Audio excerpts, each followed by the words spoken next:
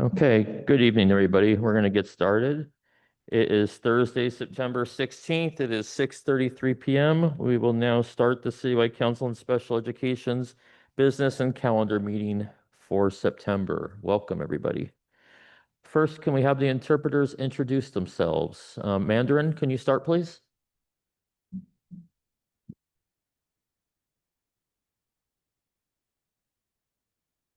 Yes. Okay. The following announcement is made by Mandarin. 各位今天参加的这个会议的贵宾家长，晚上好。我们有普通话的英文翻译，请拨打13479664114 ，ID 密码为711932227，井字号。再重述一次。我们今天有普通话的翻译专线，请拨打13479664114，ID 密码为711932227，井字号，请务必当你拨打这个专线之后，进入这个电话专线，请务必把你的麦克风关静音，以免背景音乐嘈杂影响其他收听者的权益。Okay, the Mandarin announcement is complete. Thank you. Thank you. And now Spanish interpreter, please. Spanish interpreter.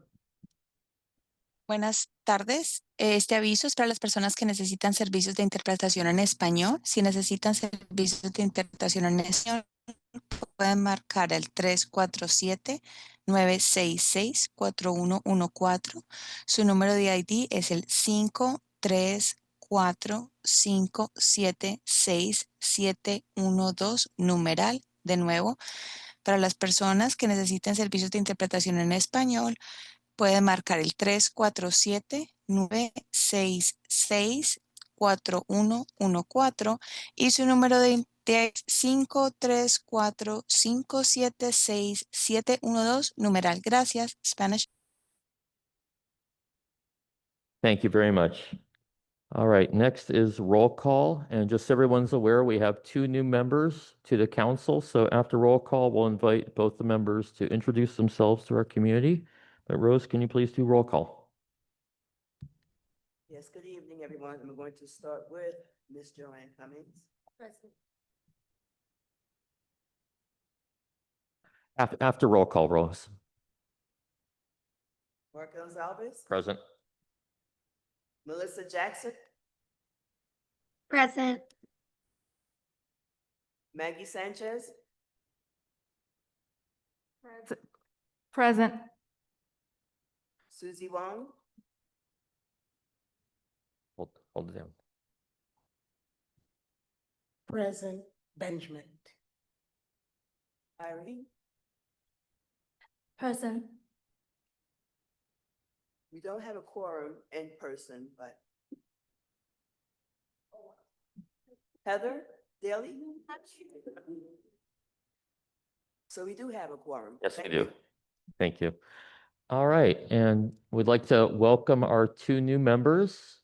Joanne Cummings is here in person. Ms. Melissa Jackson is on Zoom. So Joanne, why don't you start and welcome. Would you like to introduce yourself, please? Hi, good evening, everyone. My name is Joanne Cummings. I am the new appointee of Public Advocate. Oh, thank you. I'm looking forward to working with everyone. This is my passion, special education. I have a young lady. Oh, I'm sorry. I have a young lady who was diagnosed with ADHD, and that led my heart into this path. So I'm looking forward to working with everyone and being a part of the team. Welcome. All right.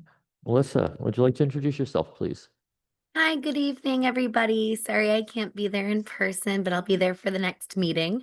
My name is Melissa Jackson. I am an assistant professor at Hunter College in a graduate program that prepares teachers to be early childhood special educators here in New York State. Formerly a teacher assistant, a teacher, a school director, and currently a parent of a preschooler with an IEP. He has a speech delay, and a born and raised Bronx girl who went to New York City public schools, still lives in the Bronx. And I'm really excited to be here. Thank you. Thank you, Melissa. Thank you, Joanne. Glad to have you both as part of the team. So welcome. All right. Next, we have on the agenda our treasurer election. So we are missing a treasurer.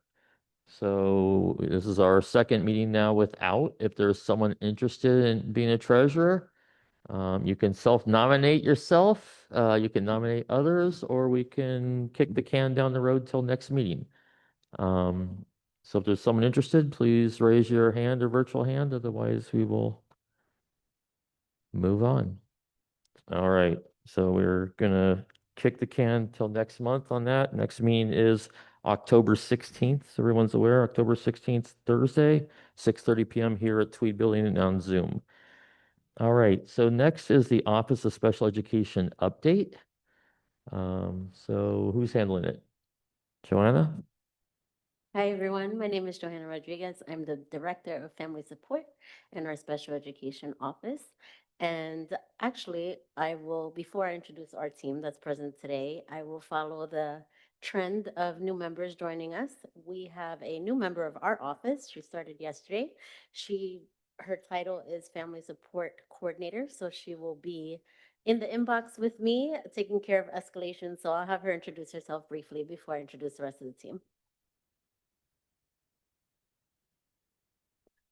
I have never had anyone need help for my voice. So I'm Brittany.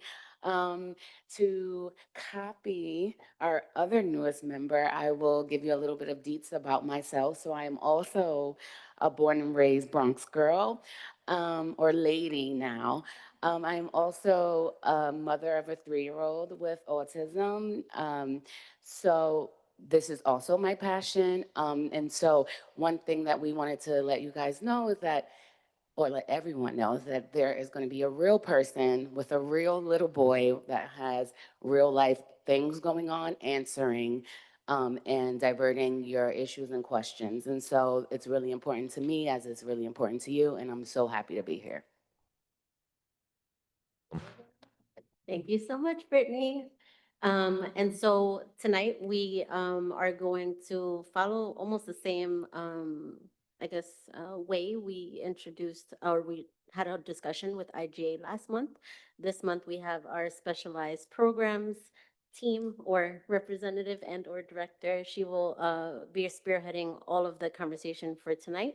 And then we have our chief of special education, Suzanne Sanchez, with us, and team members on the opposite table over there. And so we did receive questions and concerns in advance. And so we have those and we'll be going through those. And then I will also pass it on to Michelle. And as Michelle answers, whoever she will toss it to other folks to answer as well. So I will let Michelle answer if that's okay. The questions, or at least guide the conversation if you like. So let's frame it up first. So everyone's aware, Michelle Netzler is in charge of the specialized programs within DOE. So just so everyone's aware what that encompasses, academics, career and essential skills program, the autism programs, AIMS, NEST, Horizon, the summer programs for autism, which are very critical. Having a 16-year-old with autism, I can tell you how critical those summer months are at keeping them active and focused on a continuous schedule. I read PATH programs, South Bronx Literacy Academy, and District 75 inclusion all fall within that realm. So it's a large world that touches a lot of our students.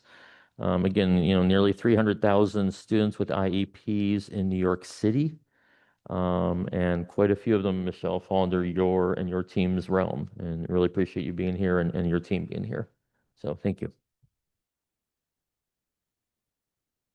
Have to keep holding it.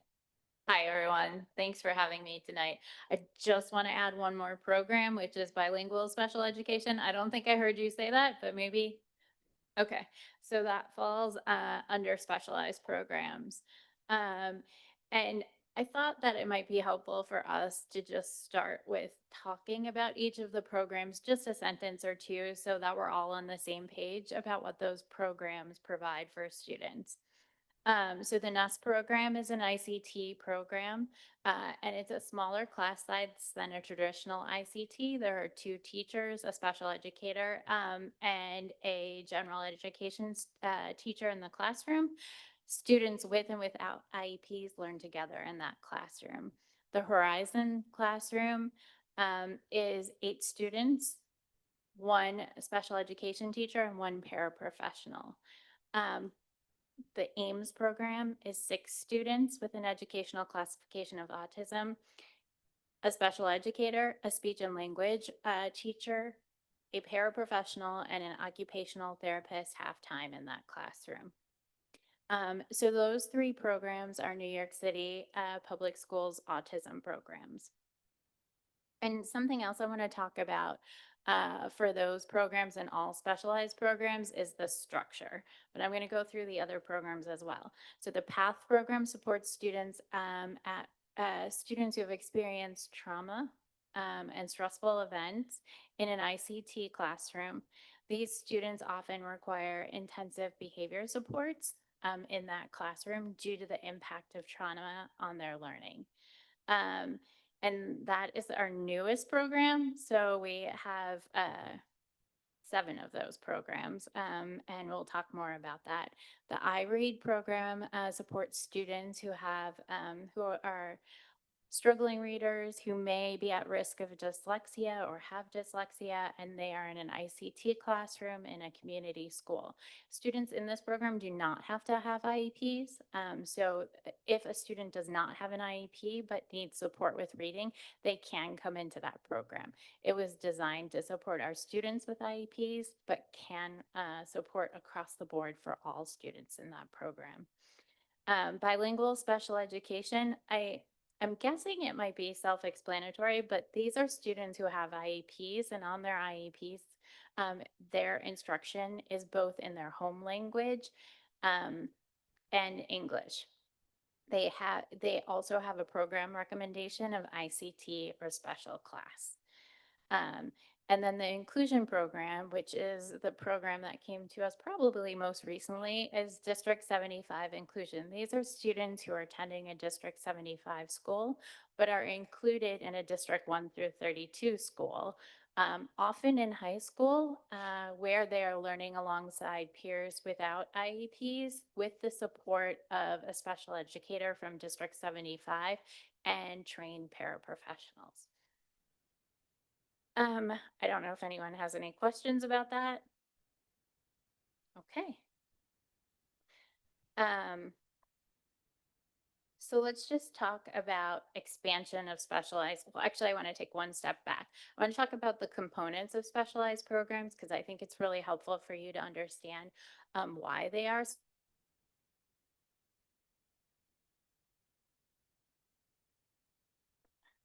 Hello? Okay. Technology. All right. So the components of specialized programs, if we're thinking about them, it is where a model and expertise have been developed supporting students with specific education.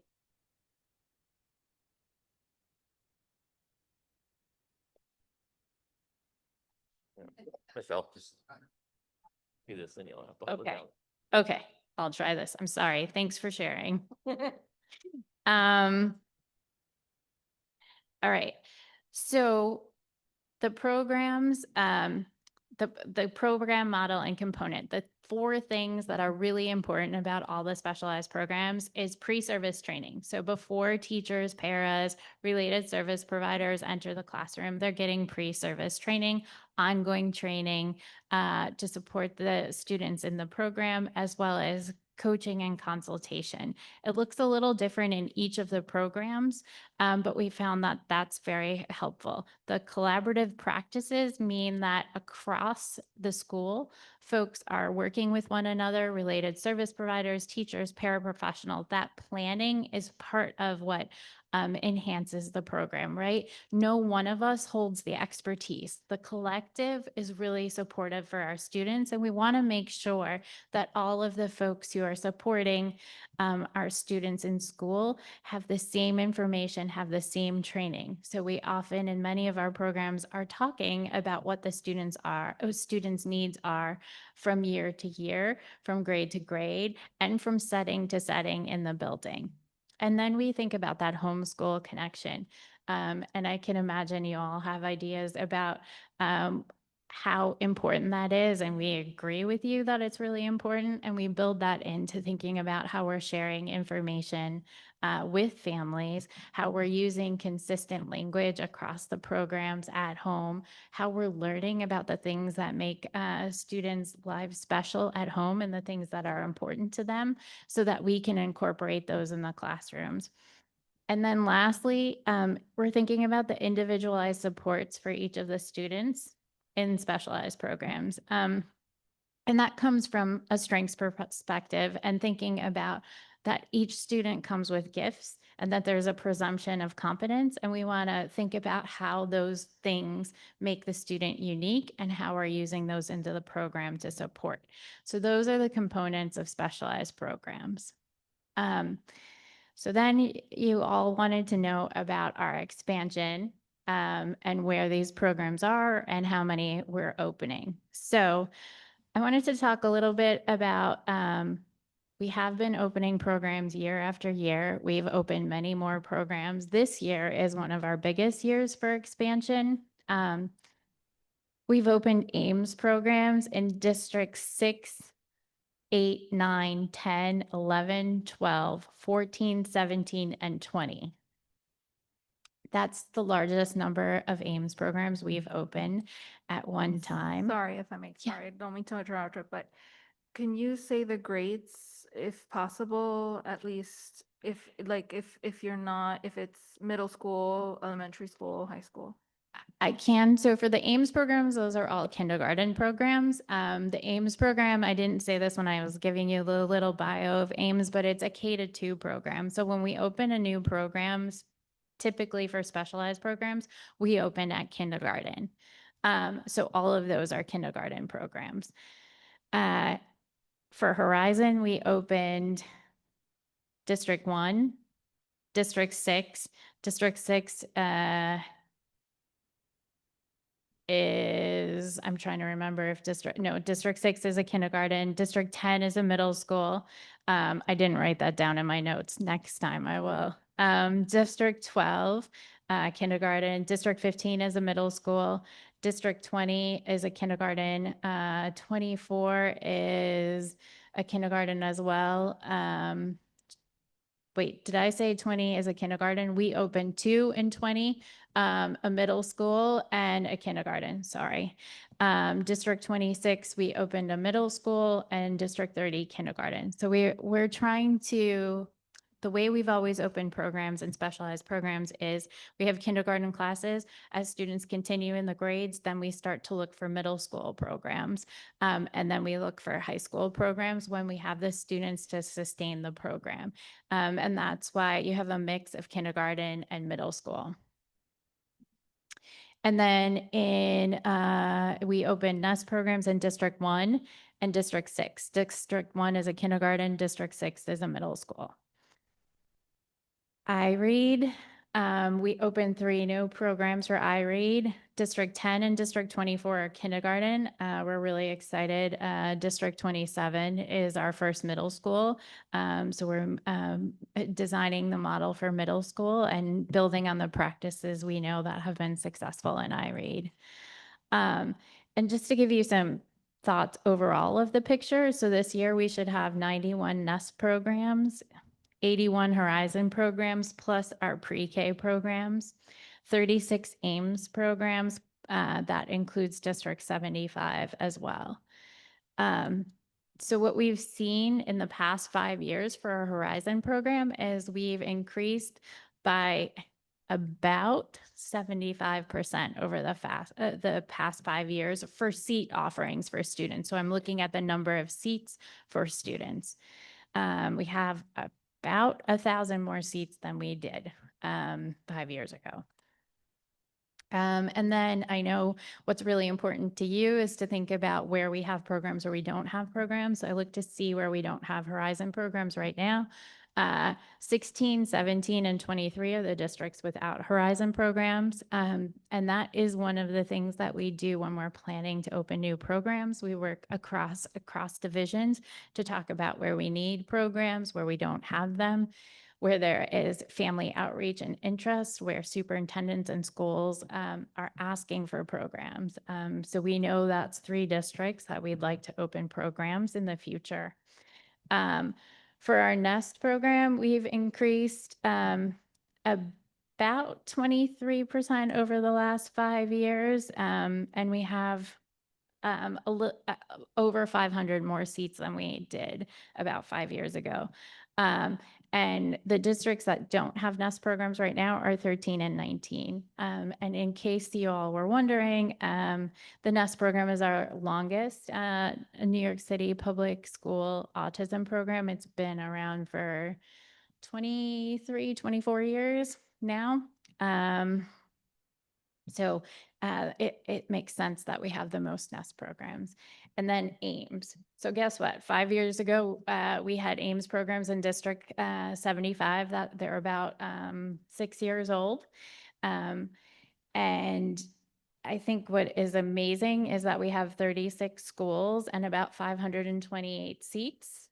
And less than 3 years ago, we had about 114 seats approximately. Please, the number of seats we had about 5 years ago was in District 75, and all of the new seats are in districts 1 through 32. And it's really important for us to think about bringing them to our community schools so families can stay close to home, attend the school closest, build their community of peers.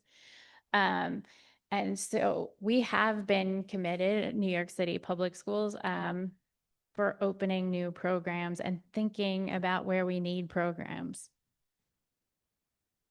Any questions? Really quickly about PATH, because it's one of the newer programs, correct? It's the newest program, yes. Yes. So that's geared for students with emotional disabilities, or you would say not really? So they're at risk of an emotional disabilities classification based on the history of trauma or stressful events that the student has experienced most often. So there are times when it makes more sense for a student to go to another program or have support in a different setting because the primary needs that they have are not related to trauma and stressful events. So for example, there are students who have autism who have significant behaviors. Those students would be better supported in an autism program. So it's a little bit of a nuance for the teams to figure out with the family. There's no way we're not figuring this out with the family, right? Whether it should be an autism classification or AD classification. However, I will say that students don't have to have an emotional disabilities classification to come into the program. The idea is we'd like to disrupt that and make sure that they're getting the right support. The students in the PATH program are typically cognitively average. They're your average learner. What is impacting learning and school success for them is the things that they've experienced in their life. And we want to help address that in the program. What about students that have the classification of emotional disability but haven't been through trauma, but it's more, yeah, like social emotional aspect? Is that something that, like, is it a requirement for them to have trauma? The focus is trauma or stressful events, traumatic events, and it's really thinking about my question would be, what are, there's lots of unpacking that needs to happen for us to understand why they have emotional disabilities classification. Because often it stems from something that happened or an experience they had, and we want to understand why we're seeing these behaviors. If it's significant mental health concerns, necessarily that might not be the right setting for that student. It depends on the student and their needs. So it's highly individualized. I'm sorry, 1 second. Sorry. Go ahead, ask your question. While you're doing that, there's a question in the chat about this NEST programs not being diverse, and I wondered if you could speak to that. Or if you don't.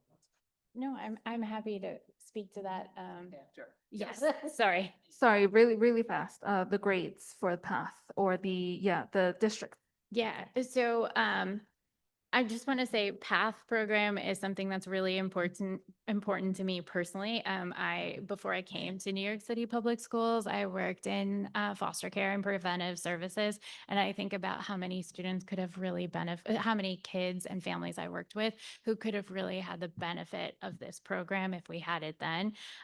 So I know you're asking about the grades. So right now we have one school that's at 4th grade. The rest of them are at 3rd grade, and it's incredibly small. So there are 7 schools with the program. 6 are elementary and 1's a middle school. The middle school is in District 9. The 3 of the schools are in District 9. And we have District 17, District 4, sorry, I'm going out of order, and District 27 are the 3 districts for the PATH program. But we are definitely interested in continuing to expand those programs as well. Okay. Hi, I have a question about the IREAD program. That's supporting. Oh, that's okay. Supporting the students with reading and they don't have an IEP. Exactly how is that working? And you said that's not in all schools. Is it a reason why it cannot be in all schools to benefit all the students? So, so specialized programs weren't designed to be in all schools and all programs. And there is a lot of work that New York City public schools are doing to support all students across the city through New York City Reads. The iRead program has been around for about 6 years.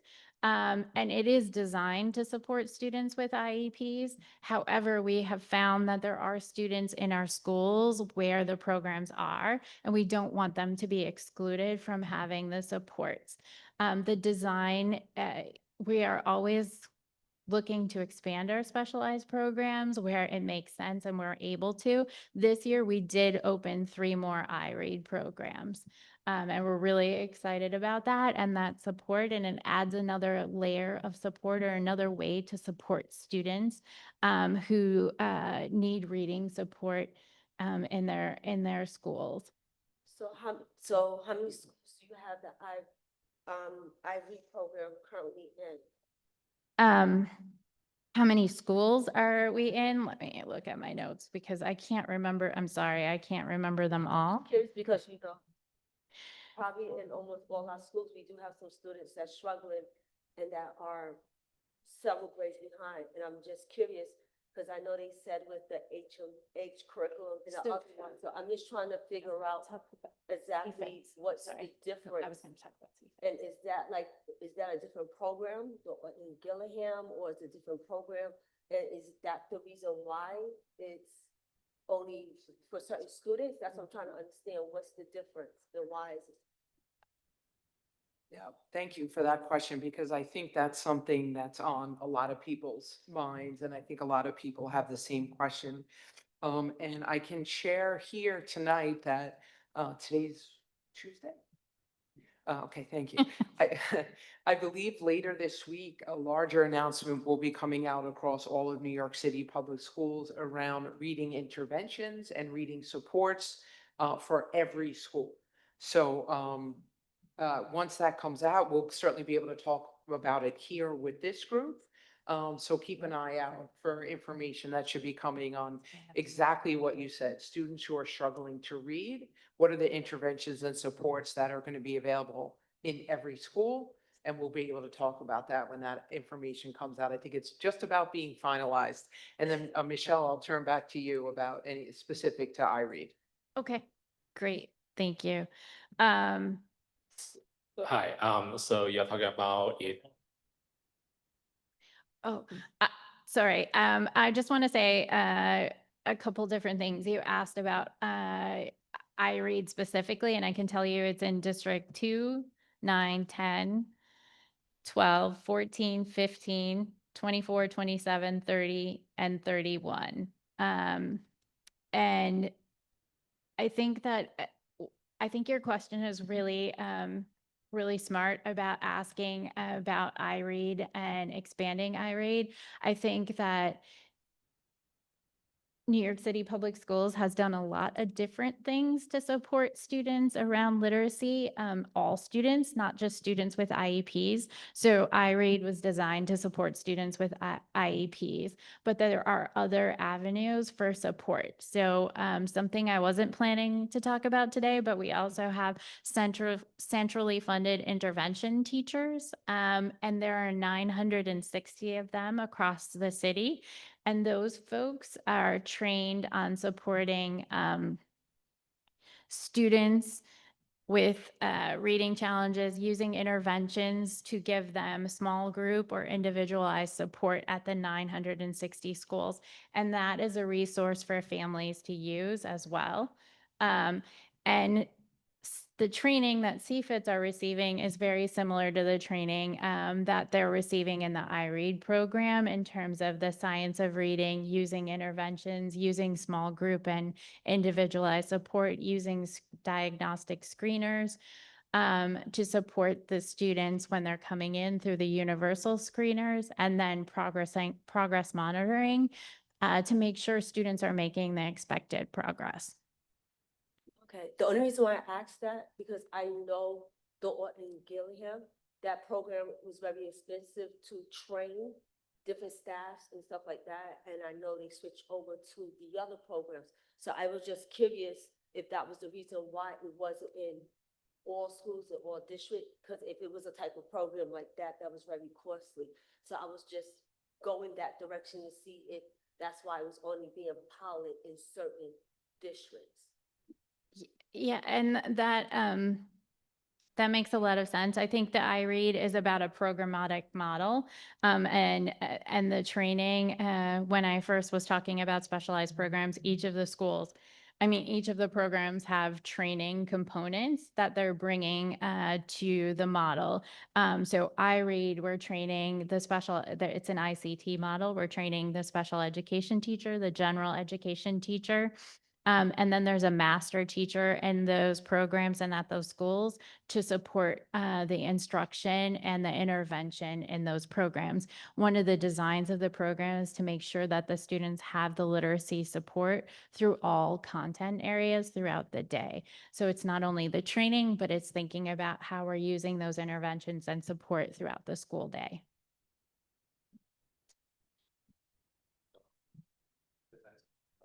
Oh, wow, that was amazing. Hi, I know Suzanne and I are on the same page. There's a comment in the chat about equity in the ASD programs, and I know I've brought it up previously before as well at our meetings, is when you look at the demographics of the ASD program, students from the most restrictive settings like Ames to the least restrictive like Nest, or even general ed with an autism, but not in a specialized ASD program. The demographics are very Black and brown kids in the most restrictive and mostly white kids in the least restrictive. And so when we're talking about an increase in the seats over the past few years, which we've seen, what impact has that had on the demographics to more closely match what the demographics look like in our city of students who go to school here? So I don't have the exact data with me for equity and access and disproportionality in the programs, but what I will say is that as we've been able to open more programs, the programs reflect the community where we're opening the programs, meaning that we're able to help students stay close to home with their peers. That means that there's more equity and access to get the programs and the services in their community.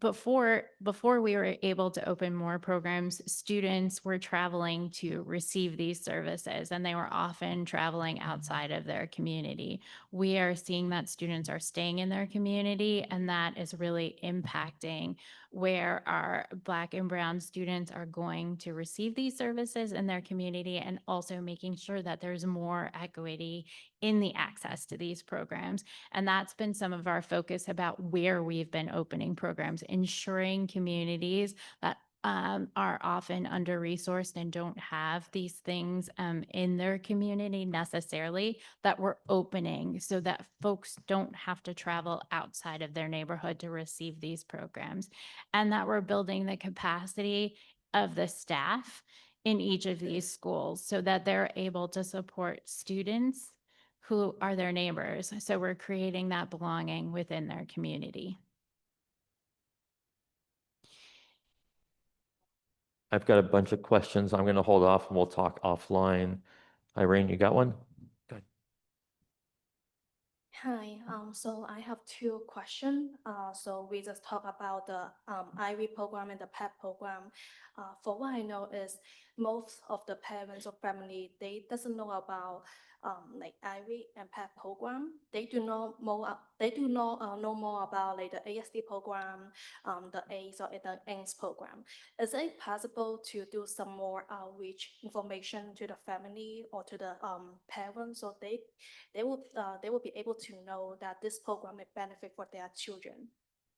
Yeah, I think that's great. So I really love that question. I would welcome your input on where you think we would best be able to leverage and go to families and say, we have these programs and are you interested?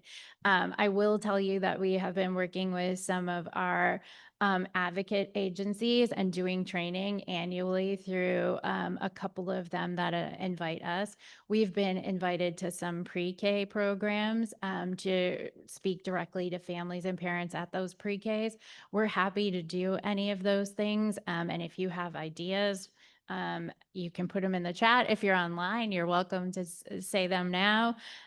We love the input. In addition to that, we've worked really closely with our IEP teams and our CSEs, because we know that families who have students who are entering kindergarten, the first people they're talking to about what's available in New York City public schools is that IEP team, that psychologist or CSE. So we need them to be well versed so they can share that information with families, especially when they're going to make an educational classification of autism or of emotional disability. Can we tell the family about those programs that are available to them and be very specific?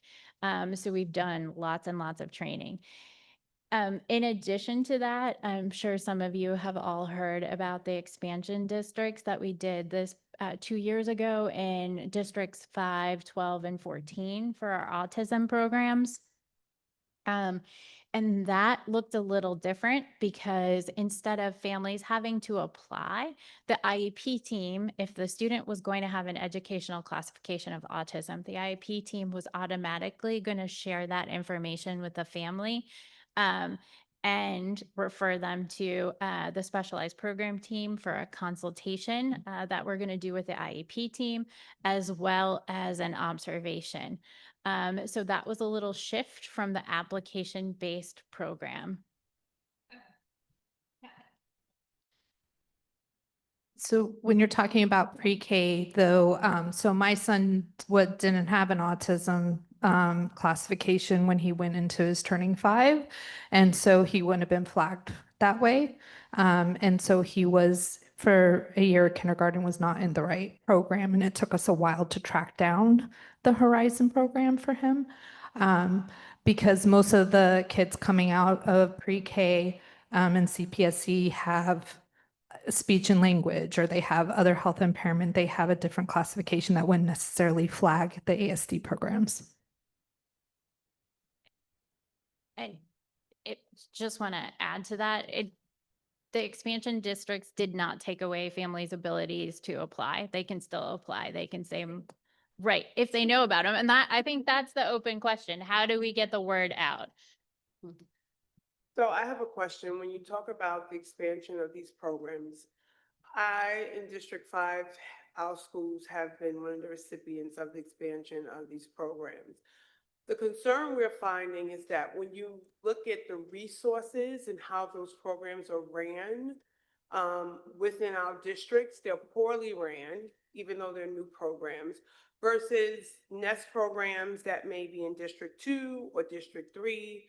How do you guys monitor the resources and the supports when you're rolling out these new programs? Because I run a pre-K program, and so when my families who have the diagnosis of autism or who may do well in a NEST program or Horizon or AIMS program, when they visit the schools that are in our district that are these new programs, they often lack the resource and supports that families necessarily want to put their kids in. So what some of my families are doing is instead of going to a program like NEST or AIMS or Horizon where their child should benefit and get the support they need, they're choosing to go to a regular district public school or a private school because the resources don't necessarily reflect, right? And so I just, while I know it's been 2 years, how is your office monitoring the resources and how we promote the programs and how they look drastically different? A NEST program in District 2 looked drastically different from one in District 5. So I will say that a couple different things about the resources. So all of the programs are funded in the same way through the school allocation memorandum number 20. So a District 5 AIMS program is going to receive the same amount of funding as the District 14, as the District 12. The funding is the same. So in terms of financial resources for specialized programs, the funding methodology is the same. In terms of resource and support resources, we have instructional coaches that go to all of our programs. Typically, they go to the newer programs and we front load the support more frequently, but usually they're going every 7 to 10 days to each of our schools. There is a little flexibility in there when there are when schools are saying we need a little extra help or a little support here, the team will go more frequently. We also do professional development on a regular basis for our all the specialized programs, AIMS, NEST, Horizon, but the other specialized programs as well. And then we have support for those programs. So we contract with Rethink to provide support around training for ABA and supporting schools and ABA, applied behavior analysis. I don't want to make any assumptions. And if I have used acronyms and no one you have questions, please ask. We train with Rethink for our AIMS and Horizon programs. We have professional learning cohorts throughout the year and some targeted professional development. For our NEST programs, we support through NYU, and that is ongoing. And it is, again, the way we usually work with NYU, not usually, the way we work with NYU is that support is front loaded, that when the expertise and the skill is gained at the school, consultation can be purchased for additional support, but otherwise our team, the specialized programs team, is also here to continue to support. And when I say expertise, the model for most of our programs for autism is that we're developing internal staff to be the experts so that person is there all the time. And we invest training and support into those folks so that they can support the school. The last thing around that with these new programs, what are you doing to support parents who have this diagnosis? You now have these programs in their local neighborhood that they don't have to be bussed out. Because I think part of the issue is once you convince a family to say, try Horizon or try Ames, the parent coordinator for the school, because often they're housed already in an elementary school or some other, another school, whether it be a middle or high school. But it doesn't seem that there is a person who can support that parent in better understanding what this different program looks like for them as a family and how they support that student. We often have to look for outside resources, but it doesn't always connect with what's happening in the school. So how are you guys making sure that parents have that information for them when if they do decide for any of the programs you're creating? So we work with the schools to offer sessions for families. We also support if they ask our team to come and do professional learning for families. We often will do that. District 5 asks us every year to present on their Saturday conference. I just got the email today, so it's top of my mind. And we will definitely offer our time to support families. That is one of the really strong components of specialized programs, is thinking about how parents are our partners and we support schools to provide that professional learning. I will say that typically in Nest Horizon and Ames programs, the point person is the social worker or guidance counselor. We have learned that often the first person families are meeting when they go to the school is the secretary or the parent coordinator, and they don't always have all the information about the program. We're doing a better job of providing the training to the entire school. And we will continue to do that. We've definitely trained many parent coordinators on this. If you have other ideas about how we can support parents, again, open to feedback. Parent training is one of my favorite aspects of this job. So I am open to any thoughts and ideas you have.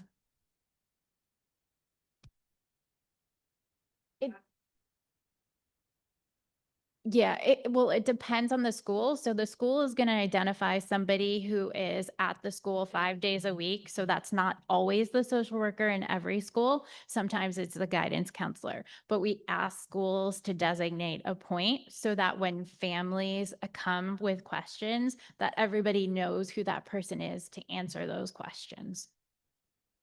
Thank you, Michelle, and thank you for those questions also. I did want to just say two things. One, I want to acknowledge that every school is its own unique ecosystem and its own unique community, and be it the PATH program, Nest, Horizon, Ames, there's always going to be a slight variation in every school based on each school's staffing and their own implementation, culture, and climate. And Michelle and her team work tirelessly to create greater consistency. This year, Michelle has hired additional coaches to go out to more schools and be there on site. District 5 is a district we spent a lot of time in last year. It's a district we'll be in quite a bit this year. And as I said, I have additional coaches whose sole job is being on site at schools to provide that support. And it is ongoing, right? You do not build capacity and expertise overnight, and that is what we are striving to do. So schools can welcome these students, and these students can thrive in their school buildings, in their local communities. The other point I just also want to acknowledge and continue to work with this group on is this is a theme that I think we started hearing really strongly last spring around better communications out to families. And so when Michelle says, and I say, We are interested in your feedback on how you think we can reach families in a better way. It's a really genuine, and we really do want your feedback. Because we are sharing this information through the channels that we have, but if it's not reaching families, then we are not being successful. And so I really want to, your input there, what, where, and how. We very much want that, and where I would say need that. I'll jump on that quickly. I mean, if we want to get the information out to the families, the DOE has the email address of every parent guardian that has an IEP. That's the starting point, right? Starting with, if they're in early intervention, they should be getting the same email that someone in 12th grade or a 21-year-old gets. We should be sending it out as a newsletter that updates, here's all the programs, here's how you can get even more information. And it literally should be like the chancellor's email she sends out, but focused on the kids who have an IEP, or if you want to do 504, that's great too. But it should start the moment they have an OSIS number with a designation of a disability. And that means it should start all the way at 6 months old if they're EI. Because a parent at 6 months old needs to know what the heck's the roadmap going to look like. They need to be able to start investigating that darn early. And they need that continuous inflow of information to them so they know. And we've got the tools. We just got to use it. We have the email addresses. We have the cell phones if we want to do a text as well, because, my generation likes emails. The younger generations are not quite as Stone Age as I am, and they're a little more into it. And so I think, you blast it both ways. You've got cell phones, you've got emails, we should be using them, and it should come out of the special education dial office. And I don't know if it's quarterly, if it's monthly, whatever the structure is, but it needs to come out at least once a year. And I think a lot more than that, of at least the beginning of this, I'd call it August. There should be a, welcome back to school. Here's all the programs that exist, blah, blah, blah, blah, blah. Here's how you get more information, or if you need to reach out to your parent coordinator or family welcome center or the special education hotline or whatever. But that's the starting point, I think, because it's not getting out in the current methods we're using. And we have a very limited email address base compared to what the DOE has, because we don't have access to the IEPs. And I think that's where I would go. So, yeah. Michelle, I know you've talked a lot about the ASD programs. Is there more programs you want to talk about tonight? And then if we have time, we'll go back to more questions, but I think, it's a lot on your plate still. I am happy to talk about any of the programs if there is a specific program. Bilingual special education comes up a lot. I would love to talk about that if there's interest. So just to think about our bilingual special education programs, we worked really hard to meet the needs, and we're definitely still working towards that. But we have 119 programs across the city, which are offering just over 5,000 seats for students who are learning in Spanish or Mandarin. And we have opened the newest program, which is American Sign Language. So we have that at one school, and we have 3 classes, and we're really excited about that. I think some of the challenges that we've learned about bilingual special education is that we have programs, and we're always looking to open programs where families live in the community where they live. And we often do open programs where they live every year.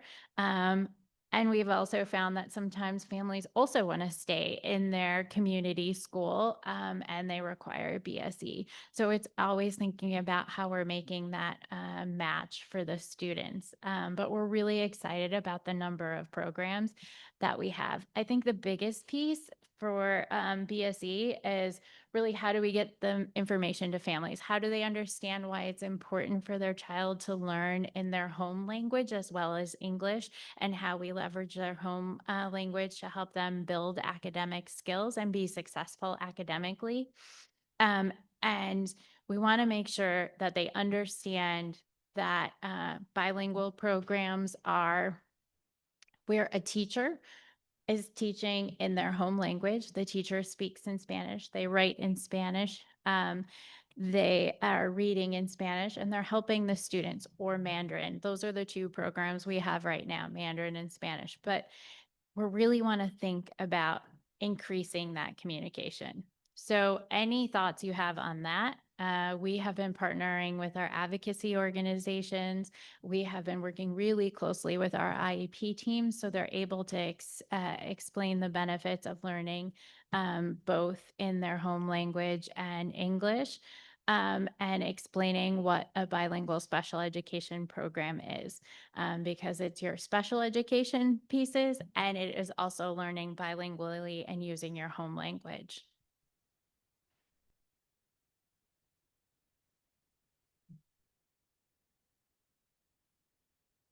Sorry. Any other of the programs, do you want to talk about D75 inclusion, or are you at where you wanted to go? So we have a few more questions otherwise. Maybe we should go to your question. Okay. Yeah. All right. So we had the Boldly Reimagined Special Education. We rolled out the 3 districts. As you said, we had some bumps in the road trying to figure it out. Dr. Kenton talked about some of the challenges in D5. We've got this year to learn, and we've got this year now to start growing and expanding, because ultimately, as you said, those programs are on an application process. An application inherently means someone ain't getting in that really probably needs it because we don't have enough seats. So love the rate of increase in the seats, but we know we don't have anywhere near enough seats. We know that since the pandemic that there are a much higher rate of kids with autism, a much higher rate of kids with disabilities. That's continuing to grow on a daily basis, and that's, it's continuing. And so we need more seats. What do we need to do between now and September of next year to grow the seats? I know there's a monetary situation, and obviously we had the Get Things Done mayor who decided not to get things done this year and adding more seats. So we need to get things going there with someone who will actually care about our students.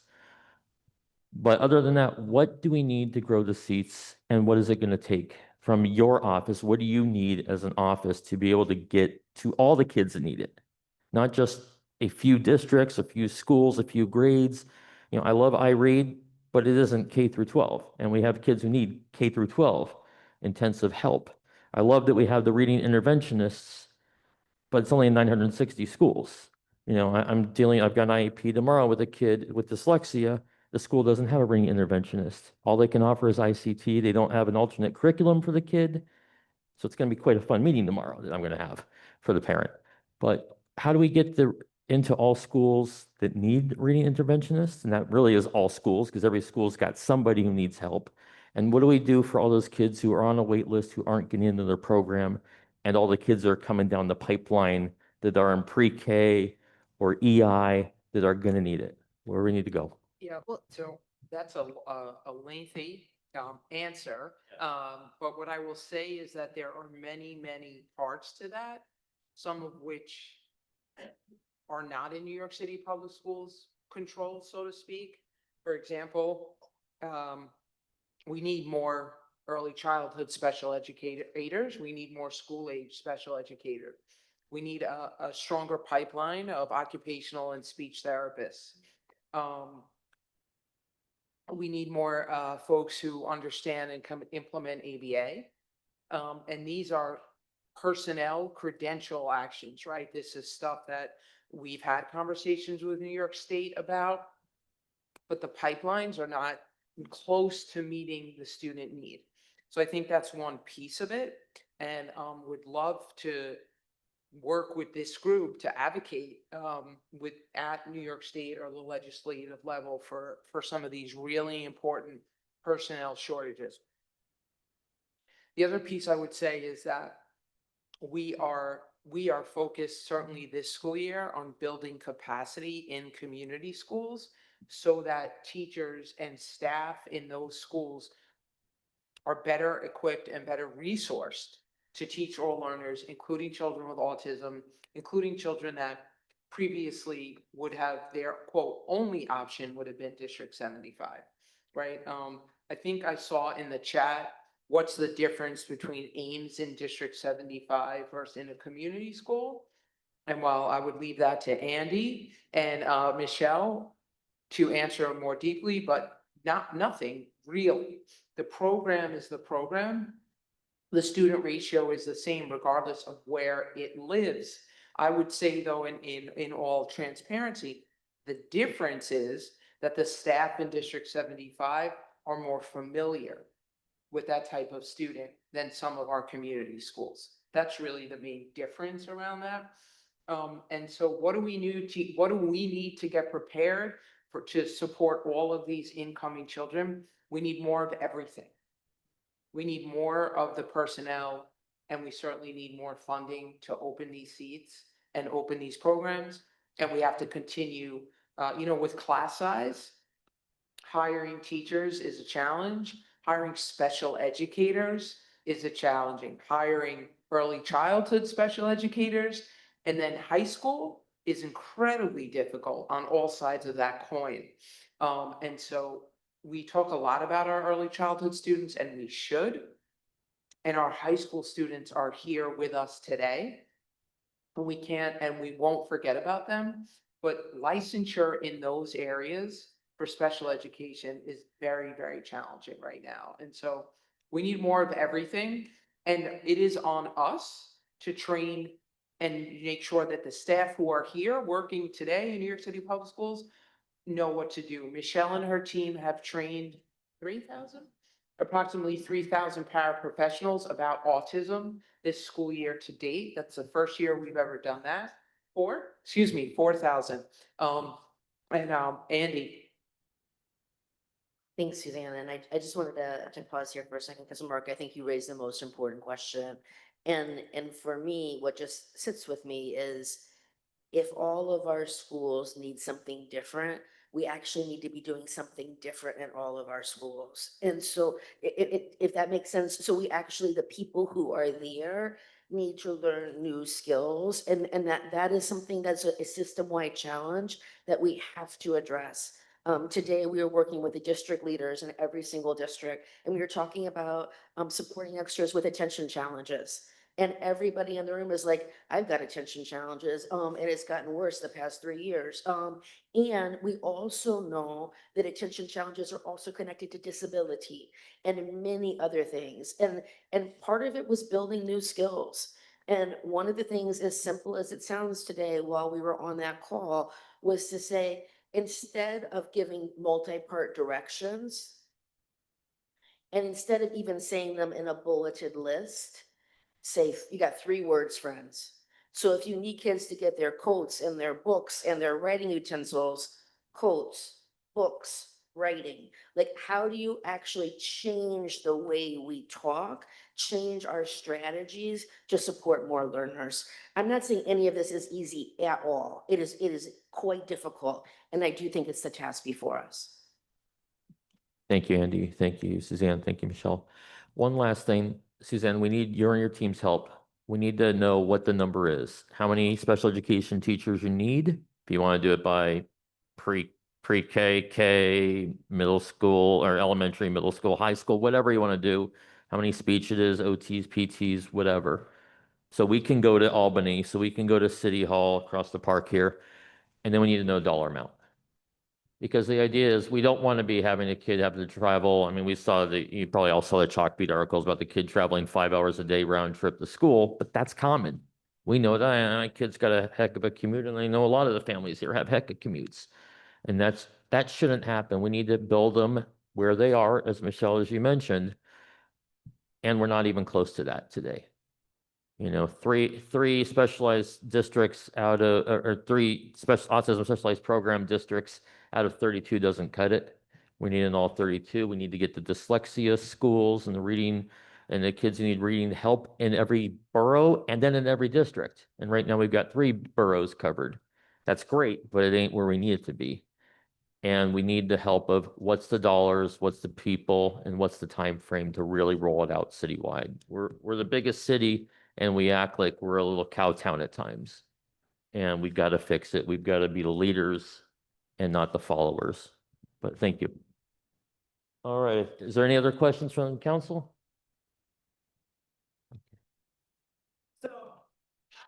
One who's in middle school.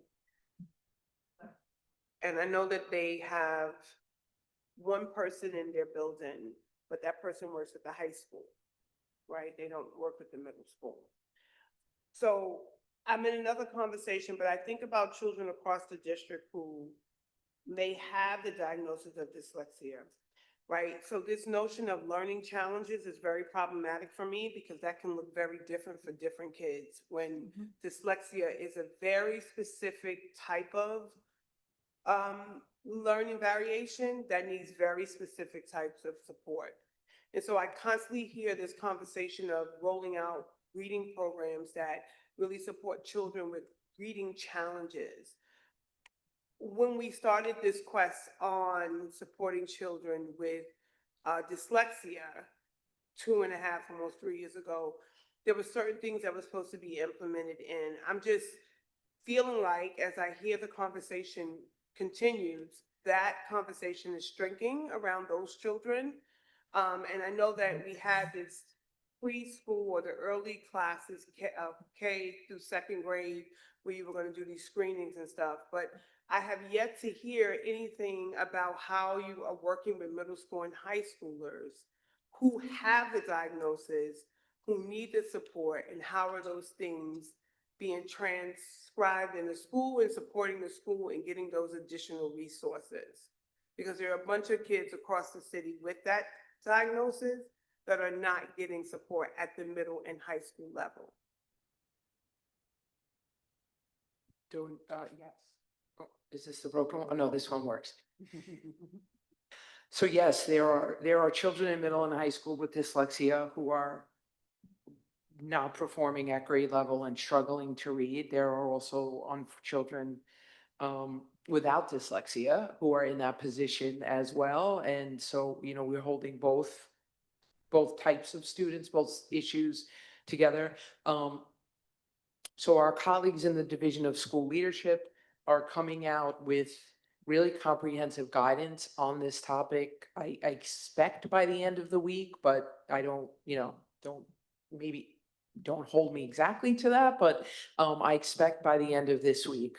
And that's going to include interventions that are specific for students who have print-based disabilities. Those are evidence-based approved interventions.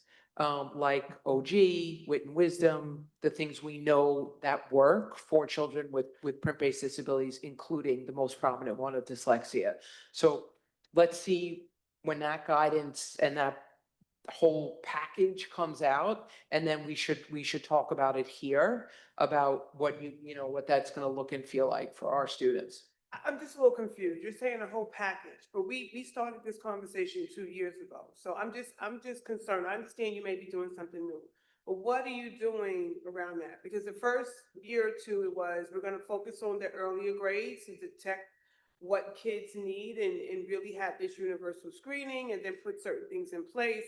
I'm just curious to know, I understand you may be developing something else, but what have you done now? I don't care about what's coming. What have you done in the process? And while, yes, kids may have other literacy-based disabilities that they may need support, this one in particular, we know is most plagued in a lot of our schools, and a lot of our kids are just not getting support. So I'm just trying to figure out what has already been done for those kids, because I know it's now past that 2-year mark and we're into the third, almost 4th year of this. Just what have you done? Because I'm not seeing the resources for families like myself to even tap into while you guys are coming up with all these great initiatives. I just need to know, what are you doing now? Yeah, and I will lean into my colleagues here as well. And I think there are 3 things you've heard from us before that are happening right now, and to dig into it further.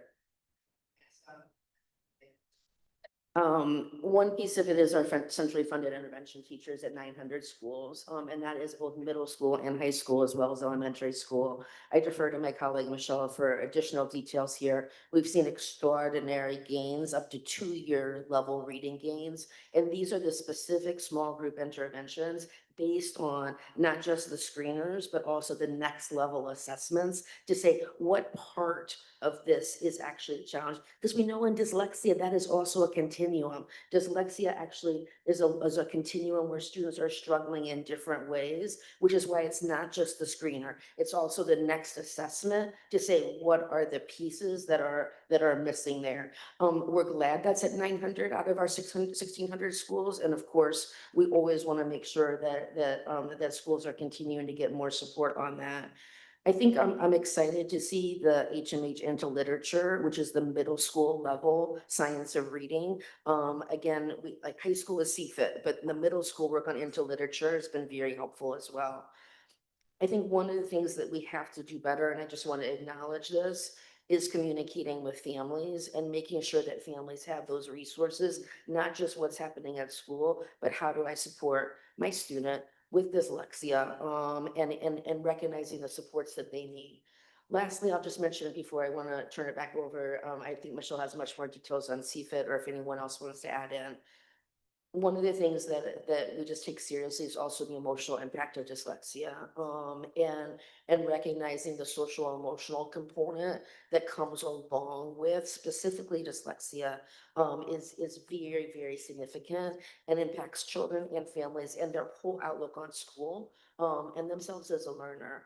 And so that's something that we're building in as we're doing the district capacity building, is to look at how are we supporting the student's sense of efficacy and their social emotional confidence in school at the same time that we're building their reading abilities.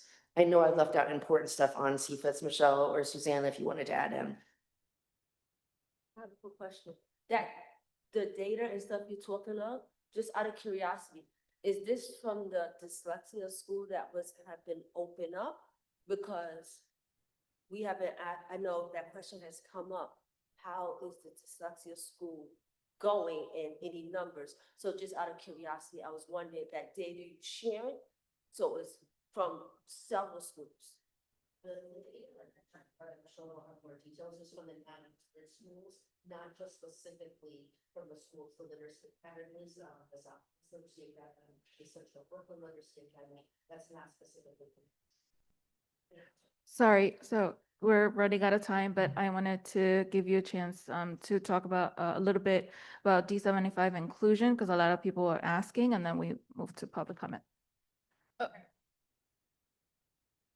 Okay, thank you. That's helpful. So just in case you all didn't hear that, the question is about District 75 inclusion programs, and how do parents find those seats?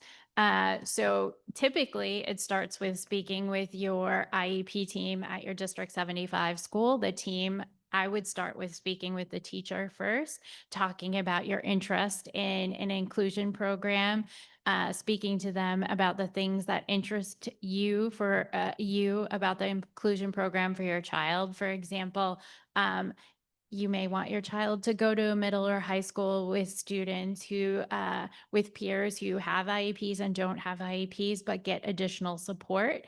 That is something that's important to many parents, and that's something you should talk about with your teacher. Think about how your child's been making progress, social, emotional, peer relationships. Those are all reasons to consider consider an inclusion program. So a couple things: speak with your IEP team. You can also speak with them at middle and high school admissions process when you're applying. That's an option for you to consider an inclusion program. Those are on the My Schools directory. And you can think about whether or not that would be something that you're interested in for your child. But really, it is through the IEP process. It isn't a separate application. It's a recommendation on their IEP that reflects an inclusion program and the District 75 supports. So When in doubt for any specialized program, you can speak with your teacher as well as the IEP team. You can also reach out to our office. I think you're all familiar with the special education inbox, and that email will find your way to me. And I will make sure we get you the information specific to you and your child. So the special education inbox for everybody, special education, one word, at schools.nyc.gov. Again, special education at schools.nyc.gov. So I just want to be clear. So if a family is interested in an inclusion seat, and they're going to middle school or high school, they are not applying for that through the My Schools like you would be applying for like a high school program, correct? Because they're placed through District 75 Placement Office, right? So yeah, so it is an option to put it on your application, but just like if you're in the Horizon or NEST program or ACES program, a continuing student can rank on their middle or high school application a specialized programs. That includes a District 75 Okay. inclusion. But what we've seen is at those transition points for students, middle and high school, often that's when IEP teams and parents start to talk about inclusion programs. So I think it's important, if you're interested in that for your child, to begin that conversation before your IEP meeting for middle and high school. There are times when students are going to apply for those programs in middle and high school, but their IEP hasn't changed yet, and we understand that. Was that, you want me I'm to be still more confused. concrete? Okay. If I was a parent and my child was in District 75 and I wanted them in an inclusion seat and they're going into high school, do I go into My Schools and rank a District 75 inclusion program? I would for that? start with the teacher and the IEP team at your school to have the conversation. But at the time that you're applying for middle and high school, you don't have to have that recommendation on your IEP, because that won't preclude you from an inclusion program necessarily. The most important thing is, if you have questions about specialized programs, talk to your school, talk to your IEP team, or email the special education inbox, and we'll make sure you get the information. Okay, thank you. All right. Michelle, thank you. Johanna, thank you. Suzanne, thank you. Brittany, welcome. Andy, thank you. Team, thank you. Really appreciate it. Next, we have public comment. So any public comment?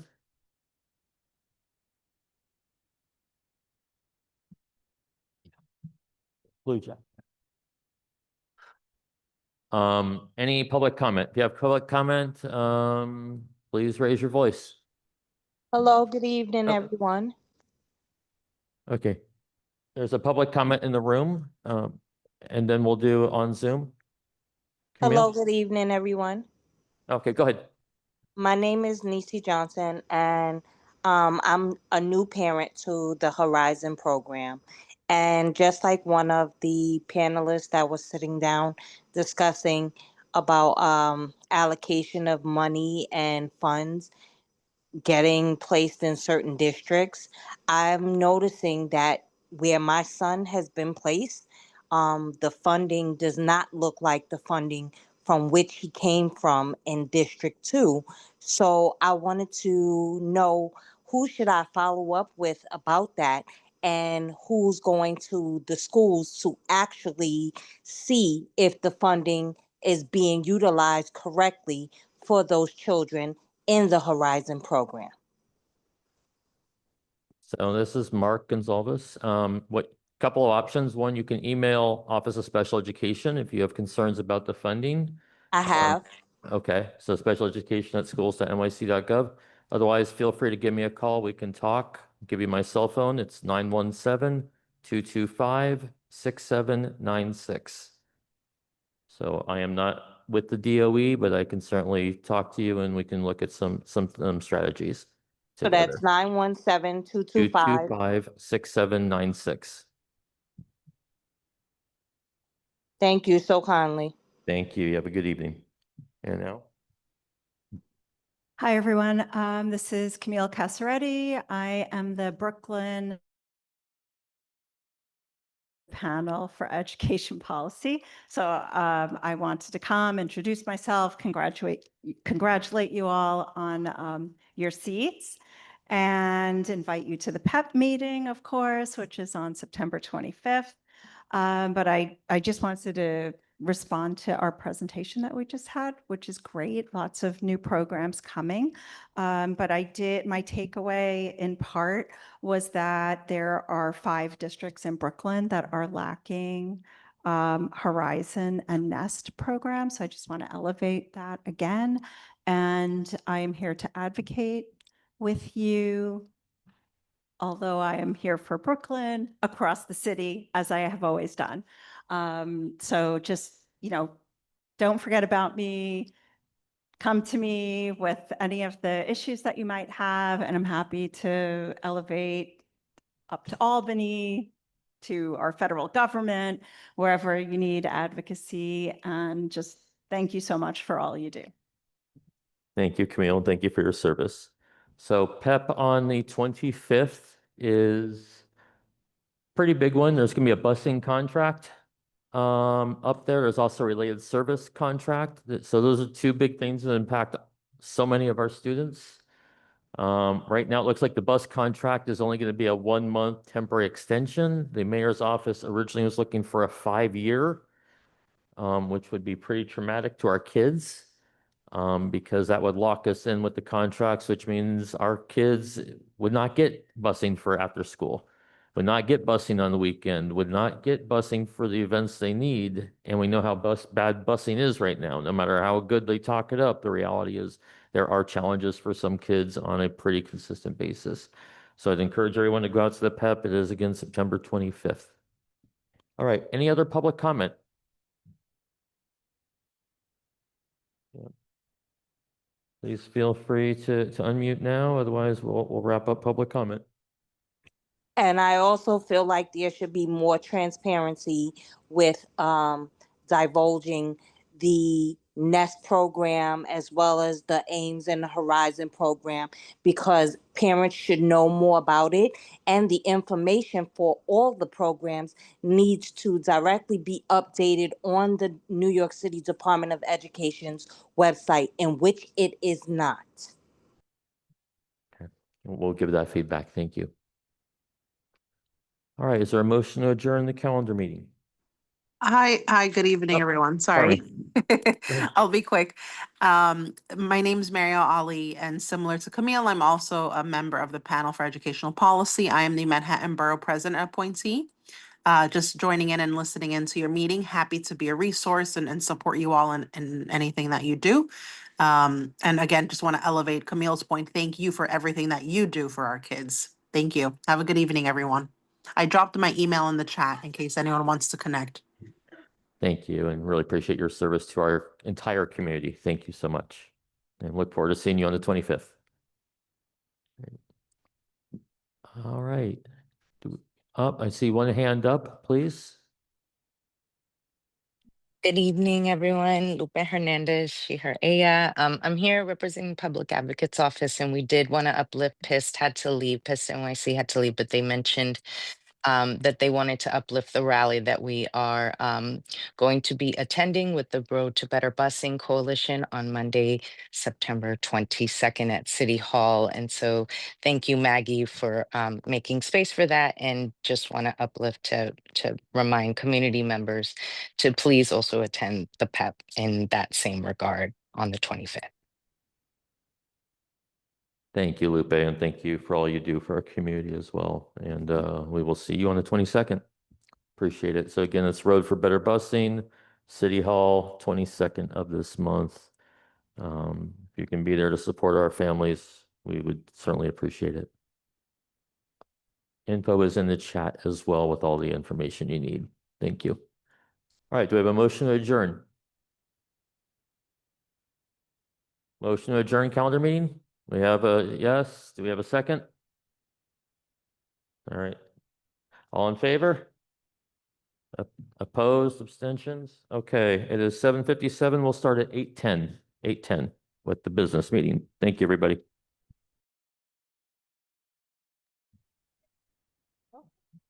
All right, let's get started. It is Tuesday, September 16th, 8:12 p.m. We will start the business meeting for the CY Council on Special Education. Rose, can we please have the roll call? Yes, this is our second roll call. Dr. Sinai. Joanne Cummings. Heather Daly. Mark Gonzalez. Present. Mr. Ron. Present. Maggie Sanchez. Present. Susie Wong Benjamin. Present. Miss Irene Present. Jackson. She was only going to be on the Yep. first meeting. Yep, she was on earlier today. All right, thank you, everybody. Interpretation has dropped off the line as there was nobody needing interpretation. So we'll now move to the approval of the minutes. So meeting minutes were distributed to everybody by Rose. I'll ask you if you haven't looked at them, please quickly look at them. If you see any inconsistencies or errors, please let us know. Okay. Yes, it is an excused absence. So Rose, can you please note on there, it's an excused absence? Thank you, Dr. Kenton. So Dr. Kenton did provide the necessary documents and it is approved per our bylaws and chancellor's regulations. All right, any other changes to the document or amend, anything to amend? All right, if there are not, then we will accept them and move on.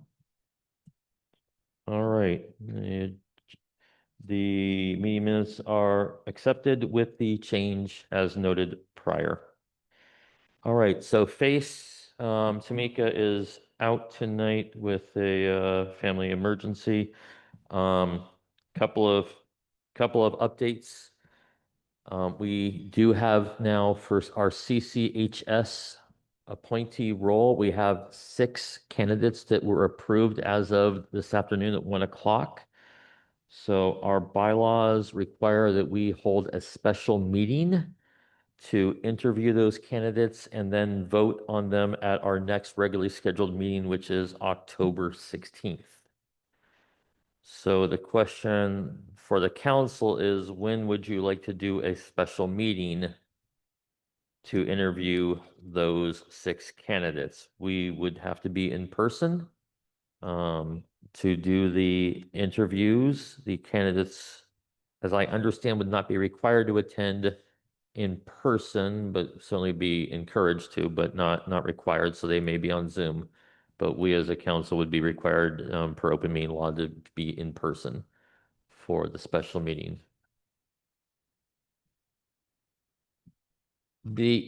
Our bylaws state that for vacancies, we have to hold a special meeting to interview the candidates, because we have to have a quorum for a special meeting to be able to actually do the interview. Now, again, if we have 6 people, if 6 of our members are in person, the other 4 members are virtual, that would be fine. I'm not saying we can't have that, but we are not voting on anything, but to hold the interview and conduct council business, we have to have quorum. Otherwise, we cannot interview the candidates, because that would be classified as council business. So we do have to have a minimum of 6 council members here to be able to actually do the interview. So, and again, that's in our bylaws. So I'm asking, is there a date prior to October 16th that works for people? Are we better off holding the special meeting on the date of the 16th and just holding the interviews prior to the actual calendar and business meeting? That's one option. That would mean less running around for everybody.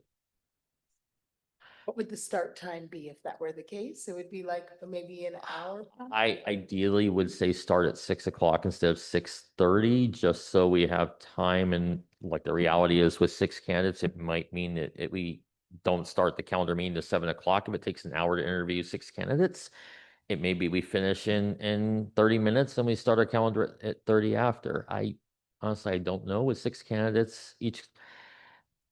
Typically, it's 10 to 15 minutes per candidate. If we look just based on my historical recollection of how long it took to interview candidates, it was usually like 2 or 3 questions each candidate. We tried to keep the questions the same for each for consistency purposes. If we want to do 2 questions per candidate, that might shorten it up in terms of question and answer and still give enough for us to analyze and appropriately judge each candidate. So That's the case, if we could then maybe have a vote and see if we'd like to do something the day of 6 o'clock versus coming in again a week prior, that might be easier, if we could have a vote for that. sorry. I'm saying that if we could actually move forward with interviewing the candidates on the same day as our meeting to make things a little bit more easier, so that way we wouldn't have to come in a second time and coming in a week prior. If we could vote on that, that would be great. Anyone else have thoughts? So one option, Susie said is do it on the 16th prior to the start of the calendar meeting. Does anyone have a different opinion, different thought? Or is that where we would like to go? Irene, I'm seeing you nodding your head up and down. You like the idea of the 16th? Is that correct? People are gonna have to be here at 6. Yes. People are gonna have to show up at 6 so we have quorum. And unfortunately, I don't get off work until 5:30 and I'm coming from uptown. So Yeah. it's already a struggle for me to get here at Yeah. 6:30. So realistically, that doesn't work well for me. So option B, if we want to keep it on the same day, we could just start with the 6:30 and just start doing interviews at 6:30 and just know we either need to have a compressed rest of the agenda. And that might be the wisest thing, just knowing if we're doing 3 different meetings, technically, we may want to have a more of a compressed meeting on that October date, meaning a shorter presentation. We were hoping to have OPT on the 16th. It's still not confirmed.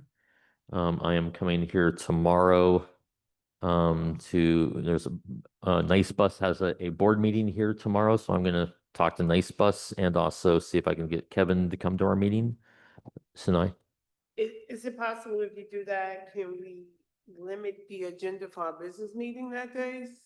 Absolutely. So that we can just interview them, and then if you have a guest for the calendar meeting, we will still be within our time frame that they allow. So just limiting all the extra things that we may normally do on the business meeting and maybe pushing it to November. So we can do that. That might be a suggestion. Yeah, no, it's very doable is to really limit it. And I think tonight's business meeting will set that up so we could do exactly what you said, Dr. Canton, and really make it a very short business meeting. Open, maybe a new business, adjourn, and almost that short. So we can hold OPT and still hold the vote and then also hold the interviews. So is that what I'm hearing would be good? If Joanne, please use the mic though, and keep it close to your mouth so we can hear you. So question, so is the candidates gonna be present for the meeting and voting that day? So they're gonna have to be present? The candidates would be encouraged to come in person, but they're not required to come in person. They could be on the Zoom if they want. Now, Double checking if it was changing because it. Yeah. Ultimately they would have to, whoever is selected would have to then go through the process to be able to then join CCHS if we elect somebody at that meeting. So, and that's, the oath of office and the affidavits and all that. And, there would be a face person here to sign it if they're here. If they're not here, then they would have to go out and get the autographs as you had to do today, Joanne. All right, is there a motion to hold the special meeting at 6:30 on the 16th of October? If that's where we are, we need a motion. If there's more discussion, we can have a discussion. But what I'm hearing, it sounds like people want to do the 16th as a special meeting at 6:30. But we're still having discussion unless someone wants to do a motion. We also then have to motion to change our calendar meeting time. Well, Heather was saying we'd also have to motion to change the calendar meeting time. But To reverse it, you're gonna do the business meeting first. no, no, it would be special meeting, calendar meeting, Special business meeting. Right, I mean, special calendar business, and the idea would be, as you suggested, we hold a very abbreviated business meeting last. Which one comes first? Do we make the motion to change the time of our calendar meeting first? No, we'd want a motion first to have a special meeting. If that passes, then we'd want a motion to change the start time of our calendar meeting Yeah, and make a business meeting. motion that we have a special meeting on October 16th at 6:30 to interview the candidates for our CCHS seat. Thank you. Is there a Second. We have a second. All in favor? Opposed, abstentions? Okay, so we will have the special meeting 6:30 PM on October 16th. That being said, we need a motion to change the start time to 7 PM for the calendar meeting, and that might be delayed a little bit, but what, Rose? Do we not need a motion on that? It's still happening the same day? Okay.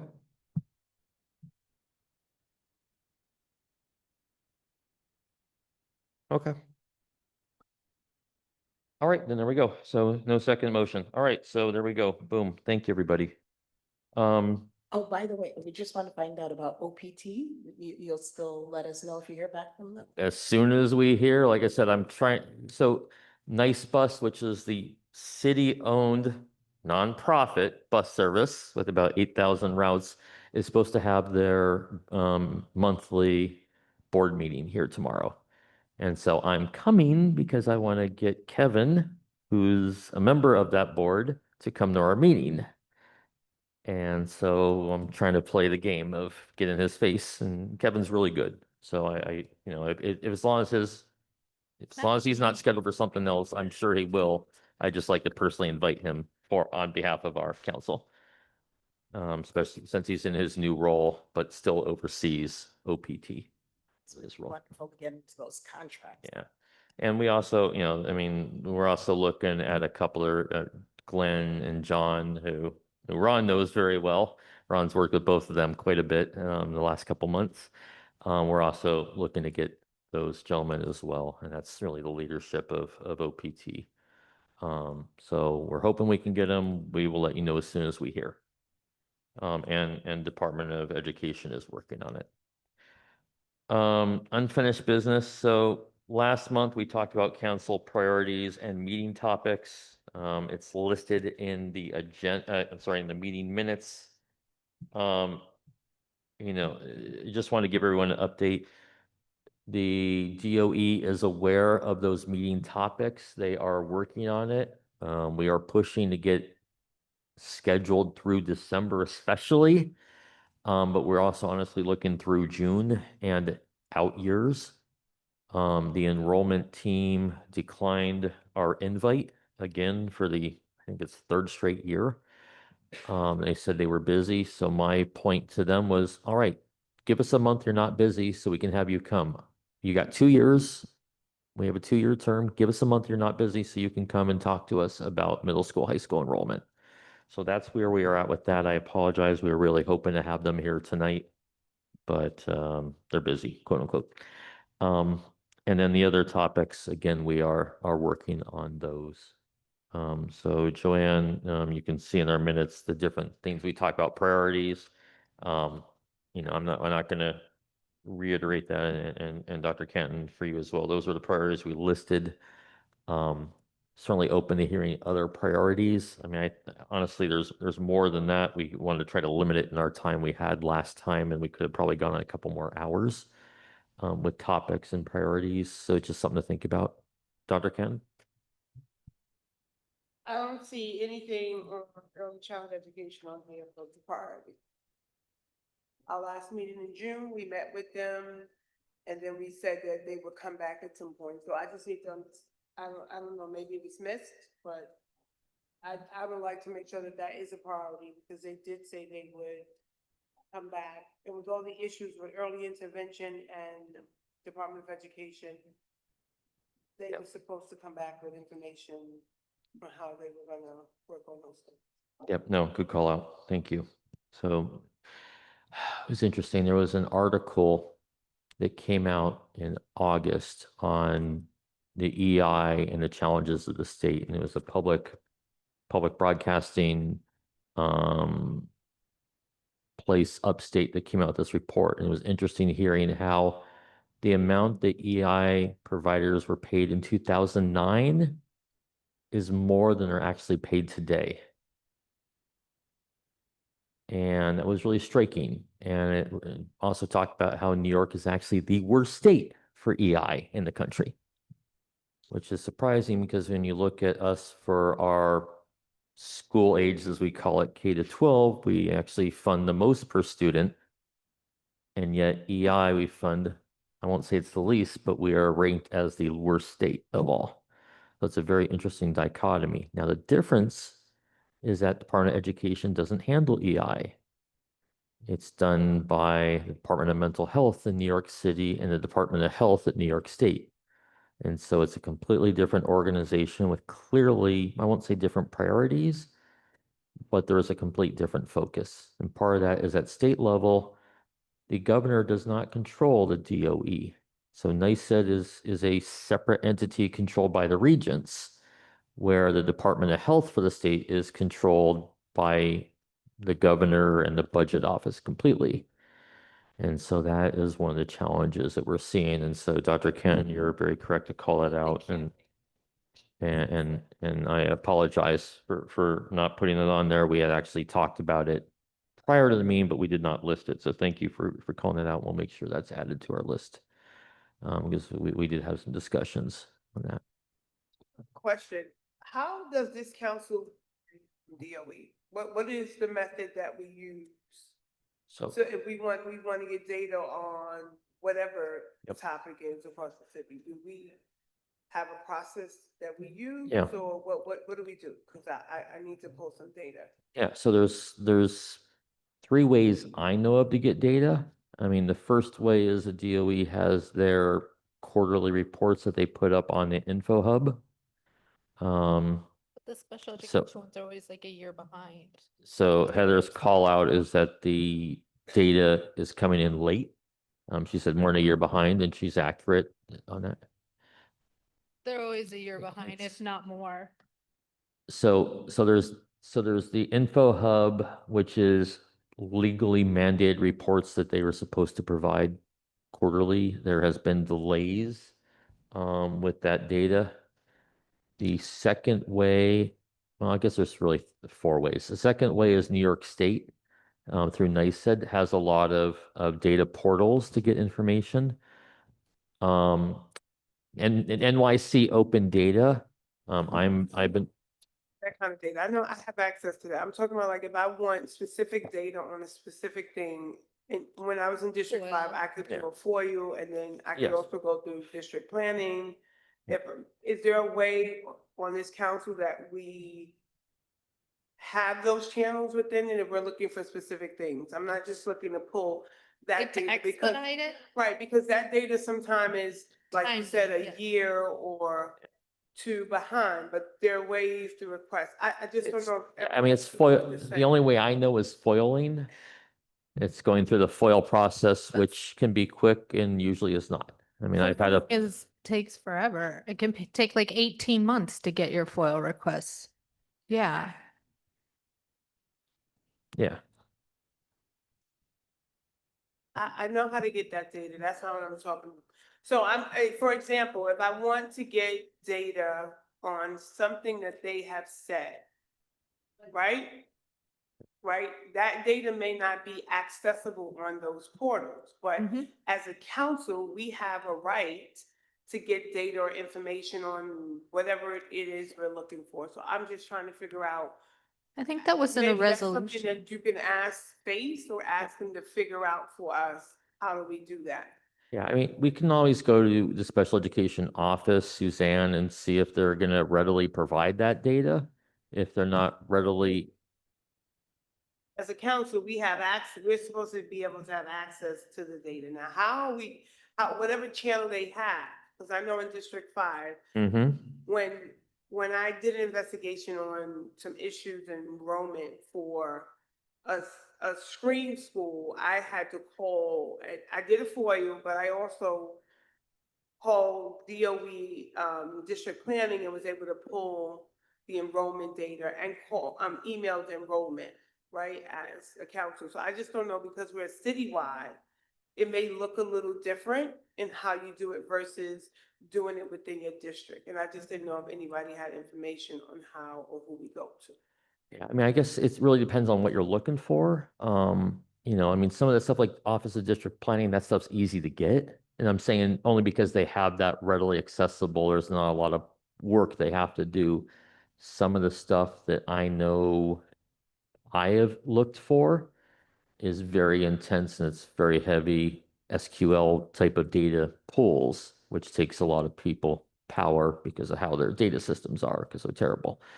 So I think that's where FOIL comes in, but also it's us giving a call and saying, hey, this is what we're looking for, is what we need.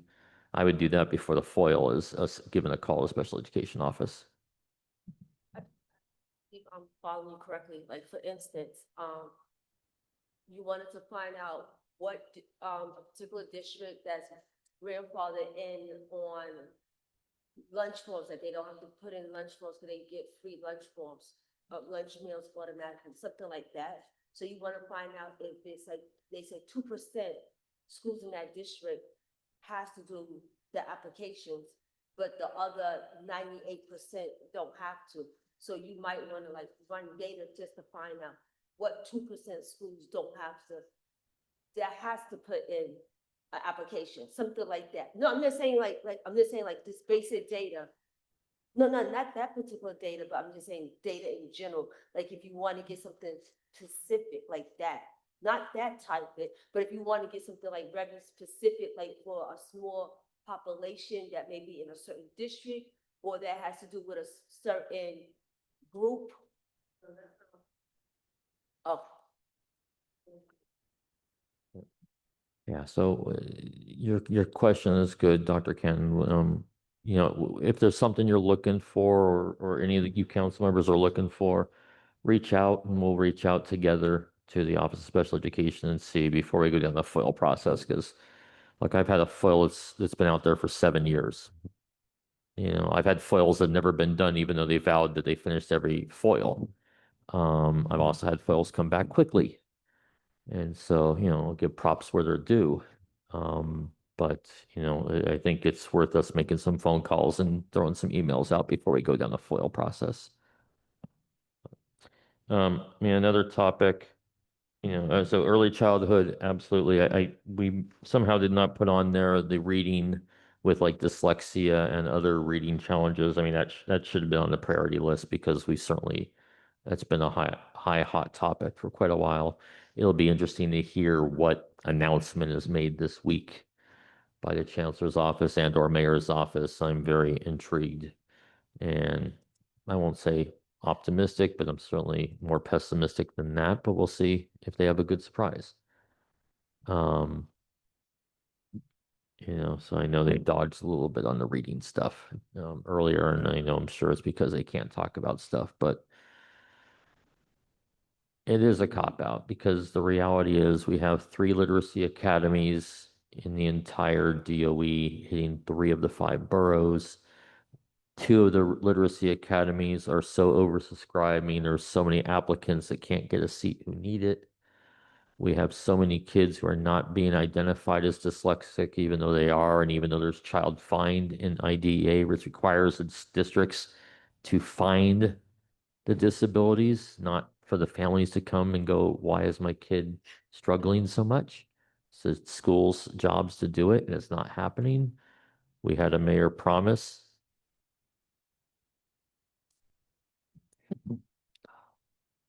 Can't hear you. Can you hit the mic, please, Dr. Ken? I said, one of my concerns is that, we often are concerned with the 2 dyslexic schools that they have. But when they started that initiative, they had a few pilot programs in different schools. And we don't even hear about those programs. I know the one in Harlem has now, the whole school has changed to ICT. So the dyslexia program have slowly went out the door and now they're doing something different. So I'm just concerned that they have these great initiatives to give press conferences and look great, but it's not really helping our students or our families connect to the resources that they need. And often when you challenge what they say, it's like, oh, well, we're gonna have another initiative. I can't talk about it here, but I mean, like, how many times are gonna do that? I think at some point, the accountability is the bigger issue. Yes. And I just don't know how we get to it as a council in a meaningful way. I think you're right. I mean, look at the boldly reimagining special education, right? It was a big press conference, a big brouhaha. We had 3 districts and then it stalled. Now, backstory is it stalled because the mayor's office did not want to put the money out there. That's what I'm hearing. That's the word from this building. That's the word from the mayor's office over there across the park. They both have acknowledged that the mayor's office did not want to spend the extra funds to increase it. The challenge is you've got kids who are not getting the services they need. Challenge is you've got kids being bused for 5 hours every day because they've got to travel multiple boroughs when they could be doing it within their own district, within their own community. And yeah, we believe in press conferences. Once the PR and the TV cameras are off, they all fizzle out and go away. You know, I will give this chancellor credit. She has talked about we have all these programs and all these initiatives we've tried, but we have no analysis of what's good and what's not. We're throwing a bunch of mud on the wall saying what sticks. And even if it sticks, do we know if it's good? Because we're not analyzing it. The challenge is, as Dr. Canton just called out, right? They quietly let stuff change or degrade, and we don't hear about that. Yeah, and we need action and not press conferences and TV shows.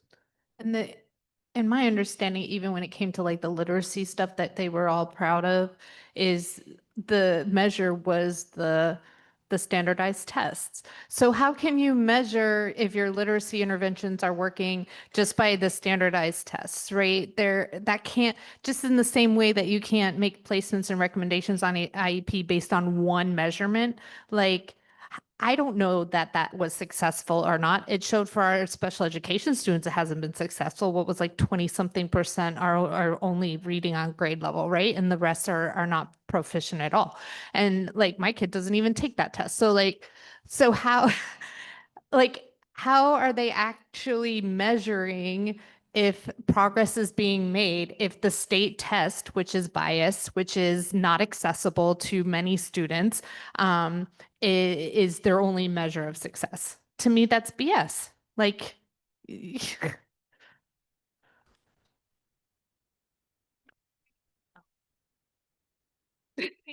My son and so many kids who are dyslexic don't even take those, don't even participate. So you can't even get the measure of what they're gaining or not gaining.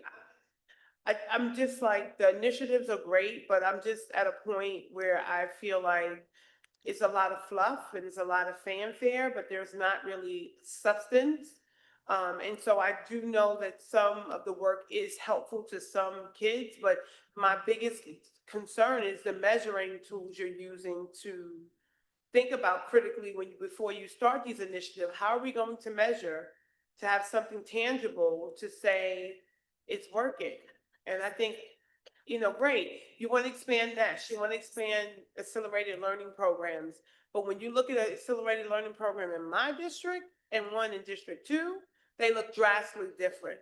And who is monitoring the spending and how they're going to do it? And I think we do the families with children with special variations a disservice when we don't figure out a way to have these people in the room give us a little more critical information. And I don't know how we do that, but I'm just saying, I think it's something that we need to think a little bit more about. Because like Heather said, what happens when your kid don't even take the test? Yeah, and I'll jump on that. State this week announced that the pathways for graduation are changing for high schoolers. It's been an ongoing process. It's been years in the making. They announced they're getting closer. They have not announced the timeline yet, but they did put out information for educators, for parents, and for students, families and students, with the pathways to graduation, what that in general looks like. What you both commented on is it's not going to be, once this pathway finally comes out, it's not going to be strictly based on examinations, bubble and tests or essay tests. It's going to be based on a composite picture of the student and their achievement and their skills. And so ultimately, when we're talking about how do you measure, we as a city need to be looking more at a more composite view of the student and not just looking at one test to see if they're competent or not competent. We need to be looking at the overall picture of the student and their overall skill set. But that's harder. And that's why it's taken the state years and years and years to get this pathway to graduation done. But we as a city need to figure out how we measure students better and differently and appropriately, because one test does not cut it, because we see that when we look at the specialized high schools and how few students with disabilities get into those specialized high schools. We see it, they don't take the test at a high rate. You're right, Heather. But that doesn't mean kids are not as skilled as those kids that do well on those specialized tests. It means they don't do well on that test, or they chose not to take that test. And we need to get a more comprehensive, fuller picture of our students to really see achievement and skills and where they measure. And it's something we got to figure out as a community at all. And I don't have the answers. I'm not going to pretend to. But we certainly need to change how we look at students and how we deem success is not just one test for 6 hours or 3 hours. It should be your comprehensive record over the 180 days, or this case this year, 176 days. All right, any other discussion on council priorities and meeting topics, or do you want to move on?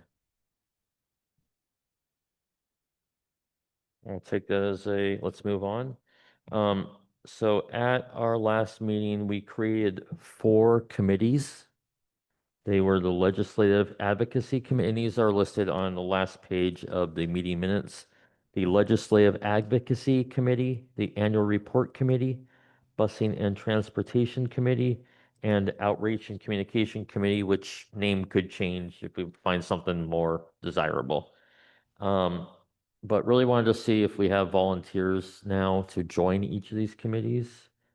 I am happy to chair the Legislative Advocacy Committee, but certainly like other members, the idea of this committee, again, we talked about last time, this would be the one who would set up either a legislative breakfast or lunch or dinner or event. It would also be how we do outreach, like we have the council hearing on the 30th of this month. We've got Albany coming up very soon with a lot of legislation that we need to get passed to support our students. And then at City Hall, we've got a lot of stuff to do. So, I mean, I'm happy to chair it unless someone else would like to chair it, and then they can certainly take the reins and I'd be gladly a member. But is there anyone who wants to be a member or chair the legislative advocacy? Co-chair, all right. Anyone else want to join or co-chair with Susie? You mean the legislative or the outreach? The legislative advocacy. Join. Okay, Ron will be a member. Susie will be a co-chair with myself then. Okay, anyone else? All right, thank you, everybody. The annual report committee, Heather volunteered last meeting to chair that. I'm going to say this, we need every member to work on the annual report.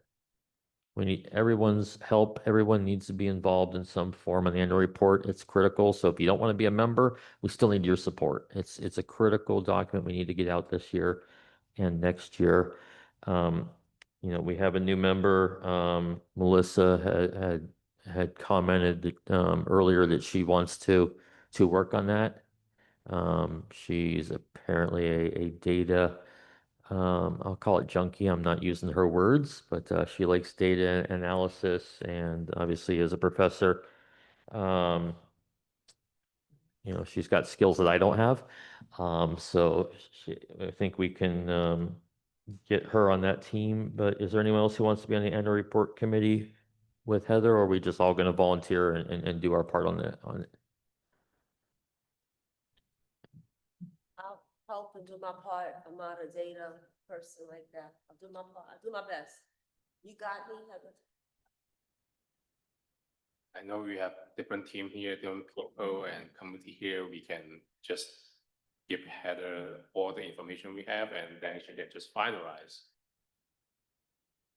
So, all right. Good. Good.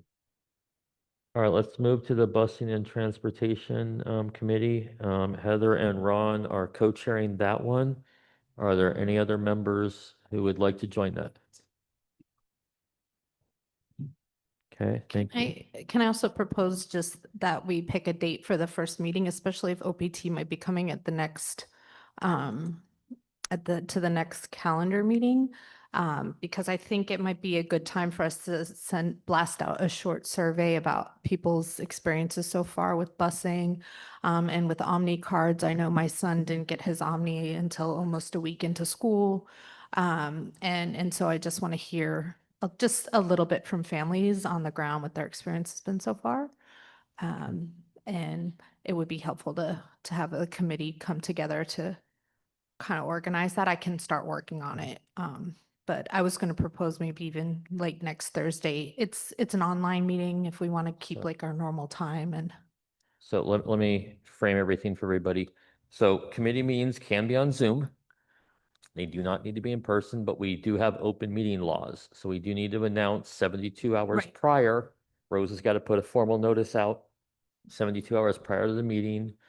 Any community member is welcome to join. Any community member we could ask to join the committee. They don't have to be within here to be a member of the committee.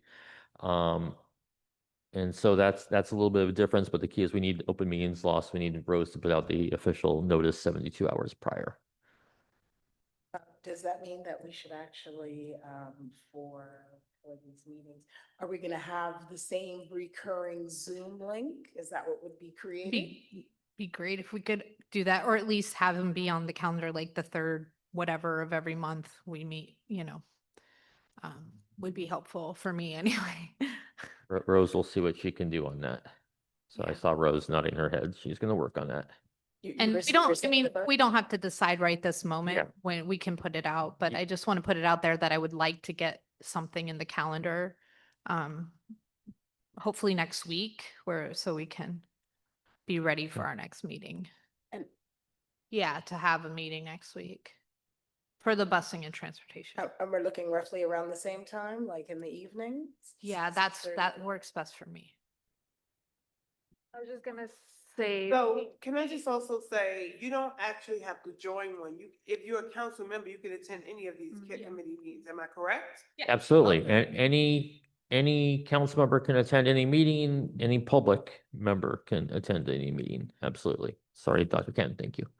Yeah, I was just gonna say that for the interpretation, Rose, for the committee meetings, it has to be how many days out and 5 business days out. So that's you 5 guys. business days and we have to think about the holidays, 2 holidays next week. Monday and Yes. Tuesday is Rosh Hashanah. Yeah. Tuesday, Wednesday, kids are out of school for it. Yeah. Yeah. So yeah. Could we do Monday? Can you guys do Monday evening? No, well, you wouldn't make interpretation. Oh, we wouldn't have interpretation for Monday. So Yeah. Thursday. Yeah, so that's something that the committees would need to consider is the interpretation. And for the rest of the committees, if whoever's chairing it, to have also start thinking about dates and putting together dates for that. It's a little bit more effective if to have it like recurring, and if it's, if it's a certain day a month, that helps also the public too. Sorry, I was just gonna say, so on Monday, they have that busing event that's gonna be taking place, so I don't know if that's gonna be a good date. Maybe not. The busing is at noon that day. Is it? It's 12, the better busing is 12 noon at City Hall. Oh, And I thought the 22nd. 22nd is the better busing. There might be another one on the 18th, but the better busing is on the 22nd here at City Hall. Because that's what the flyer says. I don't know about that. Thought I had the Thursday, yeah. Okay, there may be a rally, but the thing at City Hall, on the steps of City Hall, is on the 22nd at 12 noon. All right, then I need to confirm that because the flyer they put up in the chat says the Thursday.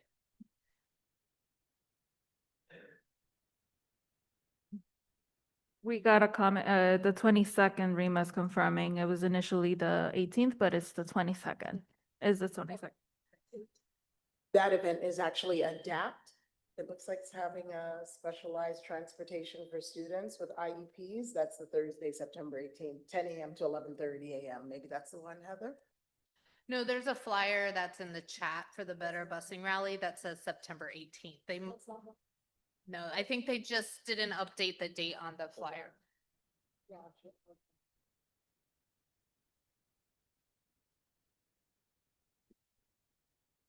All right. And then the last group is the Outreach Communication Committee. We don't have a chair, we don't have members. Maggie? Yeah, I would like to chair that one. And if anybody else wants to join, I could chair the Outreach and Communication Committee. Anyone else want to chair it, join it? I can join.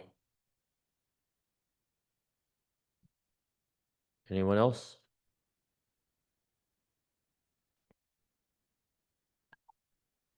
Joanne? Hi, yes, I'll work with you, Maggie. Okay. I'll coach you. Okay, thank you. Anyone else? Okay. And remember, anytime we can create new committees or working groups, so if you see something, bring it up. I wasn't going to go there, Susie, but yes. But, and again, please get your meetings started. We have a lot of work to do this term, obviously. Last thing, Rose. Are you gonna have a meeting next week?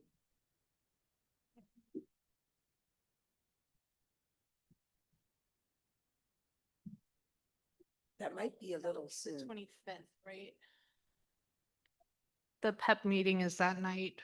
Yeah, PEP on the 25th is on busing. That's the main discussion point. UFT is actually going to be sending buses to bring people to the PEP because it's a tougher spot to get to in Queens. We could do the Wednesday if you want to meet on Wednesday the 24th, Rosh The Hashanah. Oh, that's Rosh Hashanah, that's right. Yeah. Or Friday. I know people don't like to meet on Fridays. So you do Monday the 29th, Tuesday the 30th?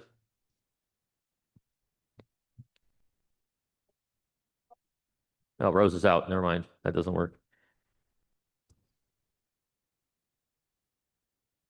So Heather, can you do a daytime for the 26th instead of nighttime? Is there a lunchtime opportunity on the 26th or is it just a, yeah, okay. Lunch, it's hard because our meetings don't start and end like. Okay. Lunch is, yeah. And my work situation right now isn't as flexible. All right, well, why don't you work on a date? We don't need to have the answer tonight, but work on a date and let Rose know so she can And get weekend everything is going. out of the question. To me, okay. That's sacred. Okay, because I don't mind meeting on a weekend on Zoom. Yeah. Yeah, it doesn't bother me, but I know it's not for everybody. Yeah. But that's mostly when I have free time is on the weekend versus during the week is very, very complicated for me. So, yeah. Okay. All right, so we'll work on a date. We'll get it to Rose so she can schedule it and get notice out and get all the things that are needed for that. So moving on from committees, we'll go back to council vacancies. So we still have 2 vacancies on this council. We have a D75 representative vacancy. At this point, Rose has sent out a second notice or third notice on that. I don't know if we've had any hits yet. Rose, can you hit the button? I did ask Tamika about it, but she hasn't heard anything Yep. about D75. She was just focused really on the CCHS Yep. appointees. Yeah, so if you know of a D75 family member, we're looking for someone. We obviously want that representation and I'd love to get a full council. The other vacancy is a student member. I had one person reach out to me, which was great, a senior. I passed them on to the DOE and got them in touch with the DOE. Don't know if they are going to apply, but that was at least encouraging. There was one person, and I don't know what's going on in the DOE office on that. They haven't said they've have anyone ready at this point, but they did not know about that person when I asked that. So that happened earlier this week, I guess yesterday. So we'll see what happens there. New business, unless there's anything else with vacancies. All right, so new business. There is a city council meeting this September 30th.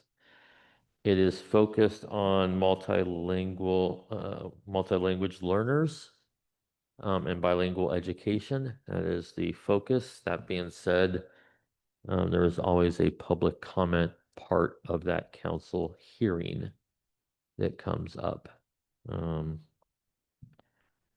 Just so everyone's aware, there was an article that came out yesterday or Sunday about possible chancellors.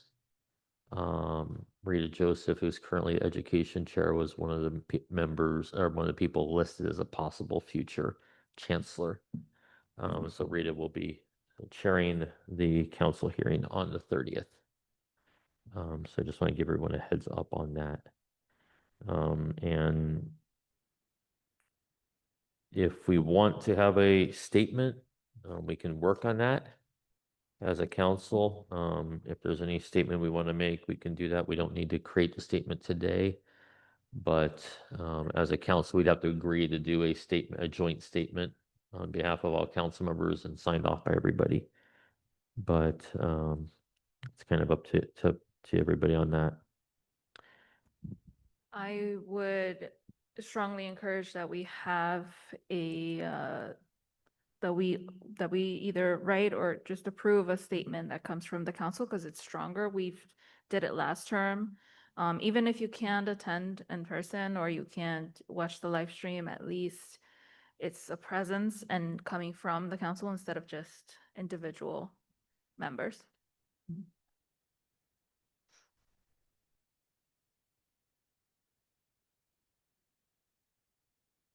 Any comments on that?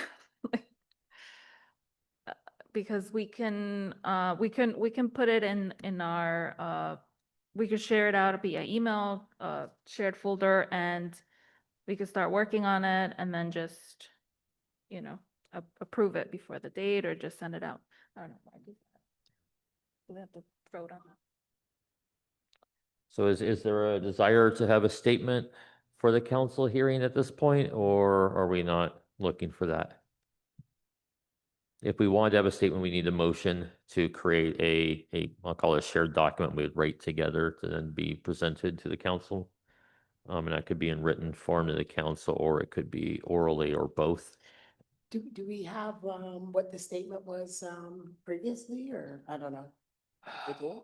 We have them If it's made available. somewhere we have them on there was a shared Google doc at some point. I have to find the old link for prior ones, but definitely what we did in the past is we create a shared Google Doc or Office Word doc, whatever it was.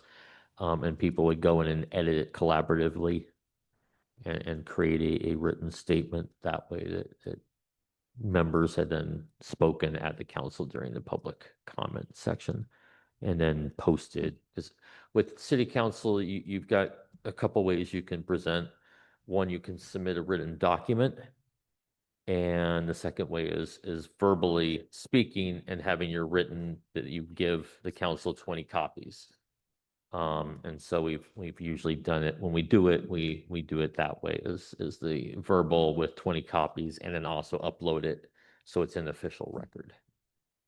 So if we're looking at so I guess the question is there a statement on bilingual education, multilingual learners that we want to talk about, or is there a different statement because it can be off their topic and focused on whatever the public wants, or in our case, the council wants to talk about. So it's something, if we want to do it, we need a motion. If we don't want to do it at this time, then we obviously don't motion. So if there's a desire to have a shared document, we need a motion and do that. And if we are not ready at that point, then we just move on.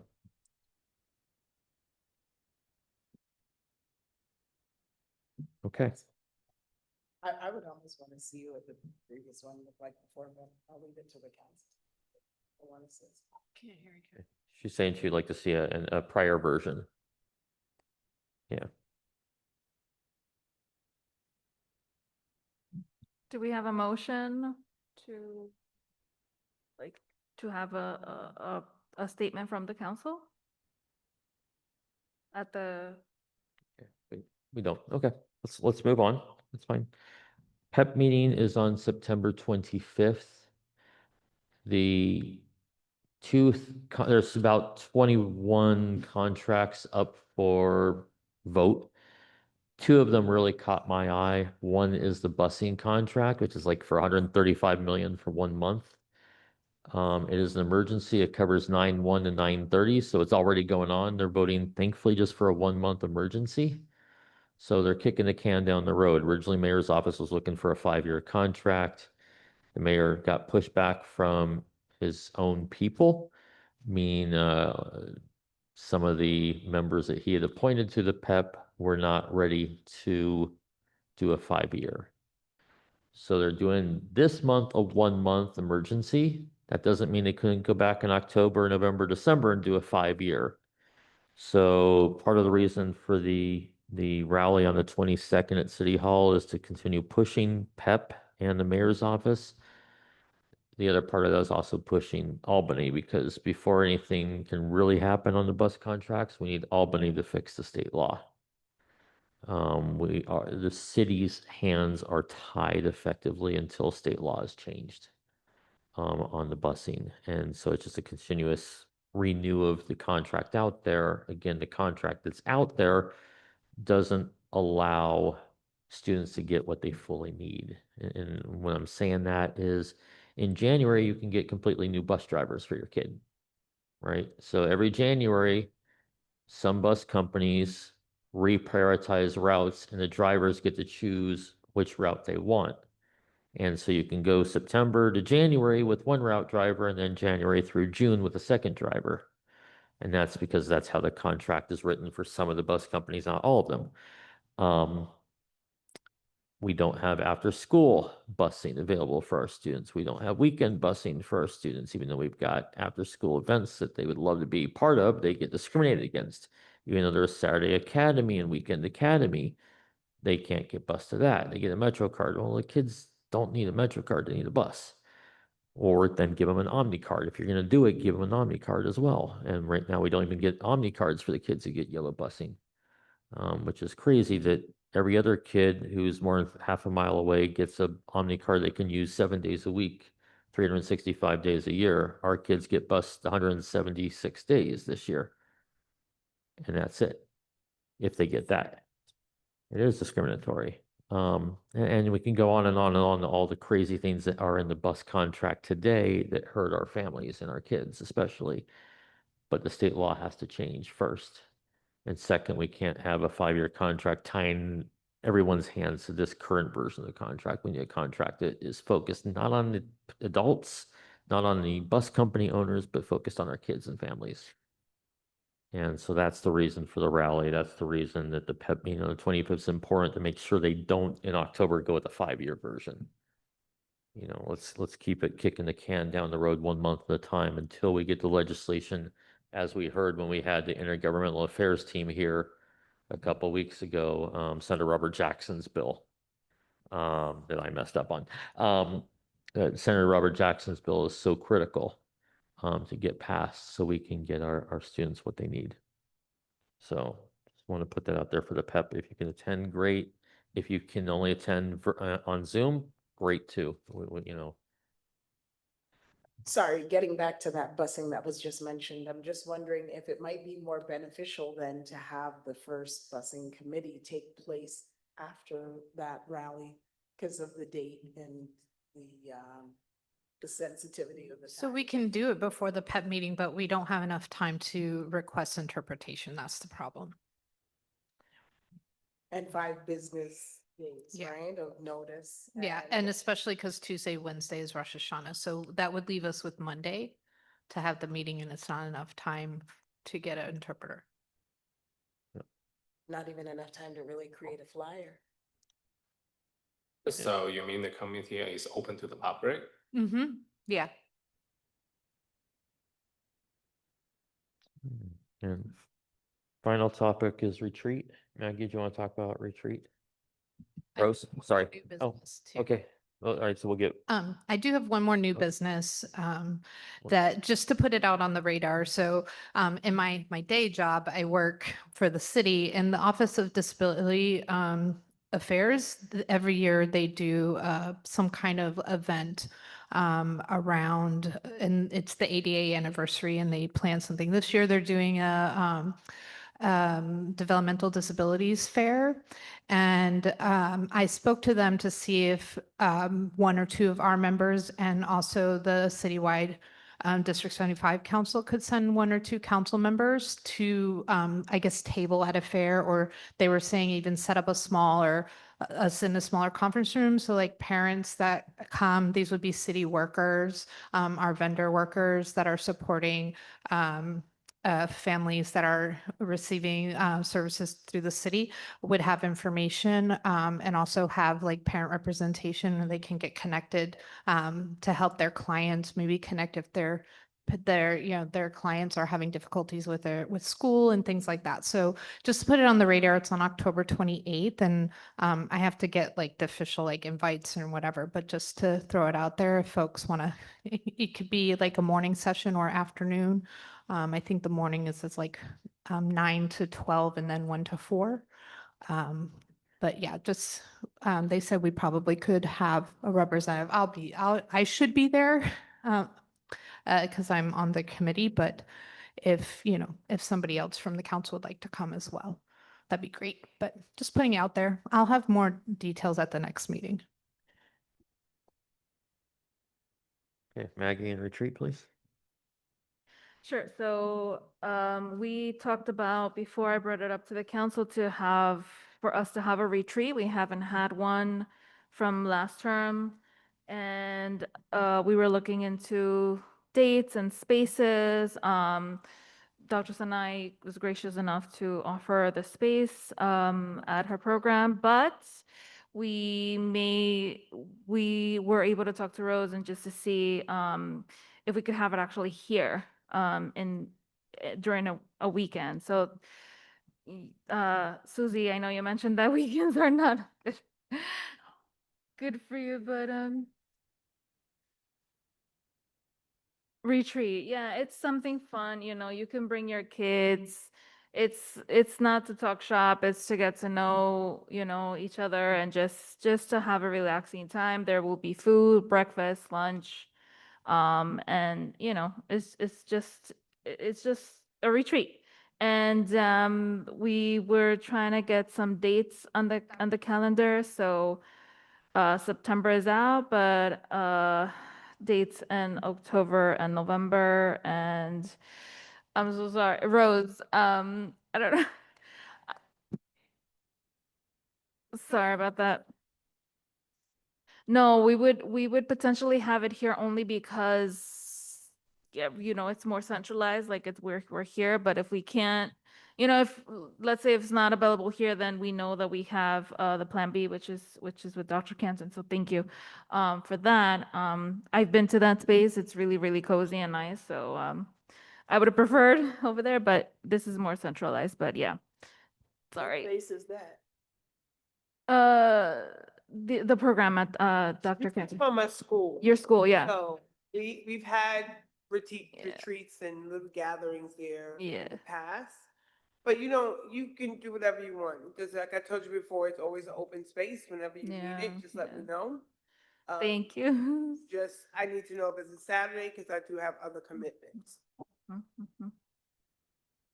Sorry, Rose, with the days I forgot. Okay, the dates that they were talking about will be on a Thursday, if it's a weekday, Thursday, October 9th, Saturday, October 25th, Monday, October 27th, Saturday, November 8th, and Saturday, November 15th.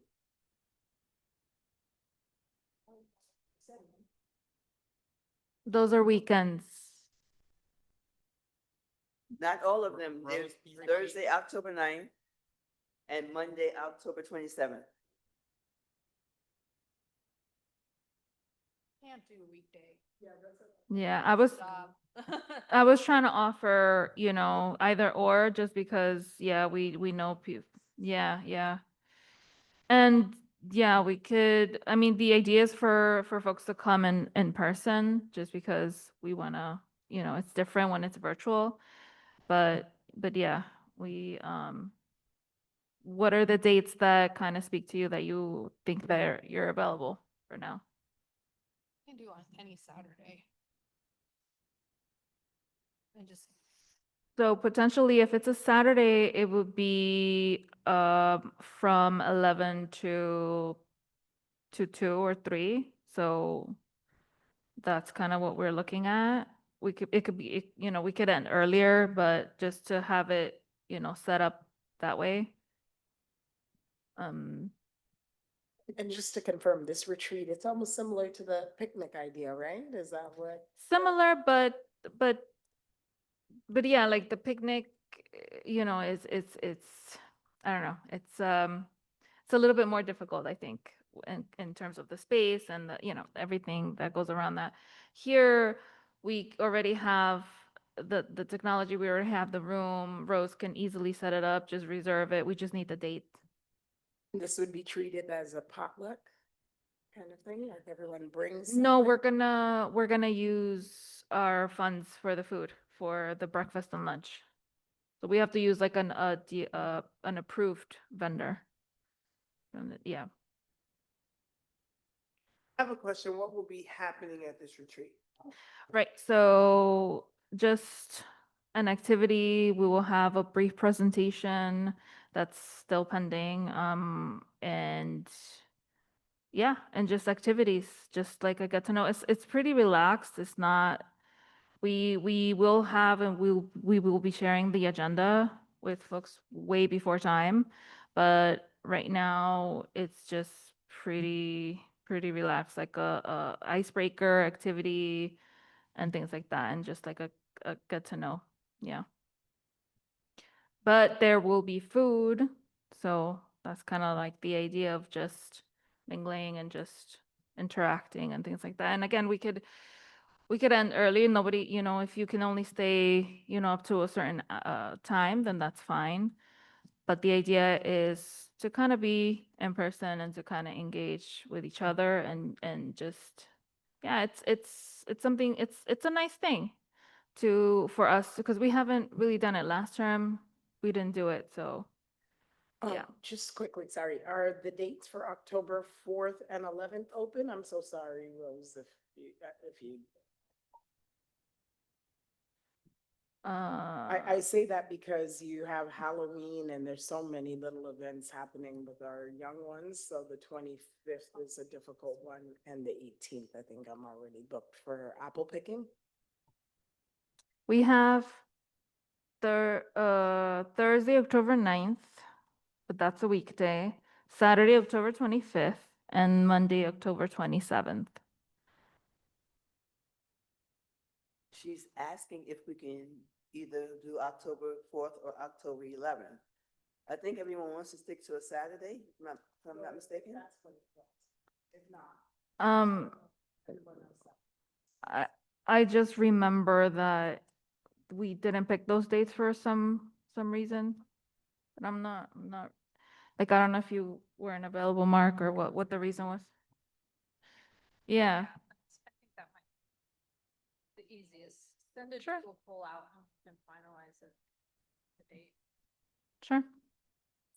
Then just so everyone knows, the November 8th, Saturday, November 8th, Saturday, November 15th is also on the table. But yeah, doodle poll. Hi, I just wonder, whether we can have it on Sunday? No, Sundays is. I know. Then how about Sunday afternoon? What, Saturday afternoon? Saturday afternoon. Saturday afternoon, it could be a possibility, but we just have to, what would be the time frames that you were thinking? 'Cause- After 1 PM? So ending at around what time? Because if we're doing it from 11 to 2, then yeah, that's why it's better during the day, because then it gets late. Well, 11 o'clock doesn't work for me. I would be coming late, so I didn't really say anything because I don't want to be the deciding factor, but I won't. I have another commitment. I am at every Saturday at National Action Network. I'm the education chair there, and I'm there from 9 in the morning to 11 a.m. So, and the first Saturday of each month, I'm there until 2 o'clock. So those days or times wouldn't work for me. And on Sunday, I'm a pastor, so that's my day of preaching and work. And I also work for the public advocate, so you just have to let me know. The weekend I work, Saturdays and Sundays I work. So you just have to let me know. So 1 to 4 on a Saturday would work for folks? That would be better? Okay. All right. Thank you. Kira. We'll send over. So Doesn't have to be a doodle. So Heather will send out, or Maggie will send out the dates and just see what works for everybody. But it sounds like we're looking at an afternoon on a Saturday upcoming. All right, is there any other new business or other business, or are we ready to adjourn? There a motion to adjourn then? We have a motion to adjourn, please. We have a yes. We have a Unmute. second. We have a second. All in favor? Opposed, abstentions? All right, thank you, everybody. 9:20. Have a wonderful evening. Thank y'all.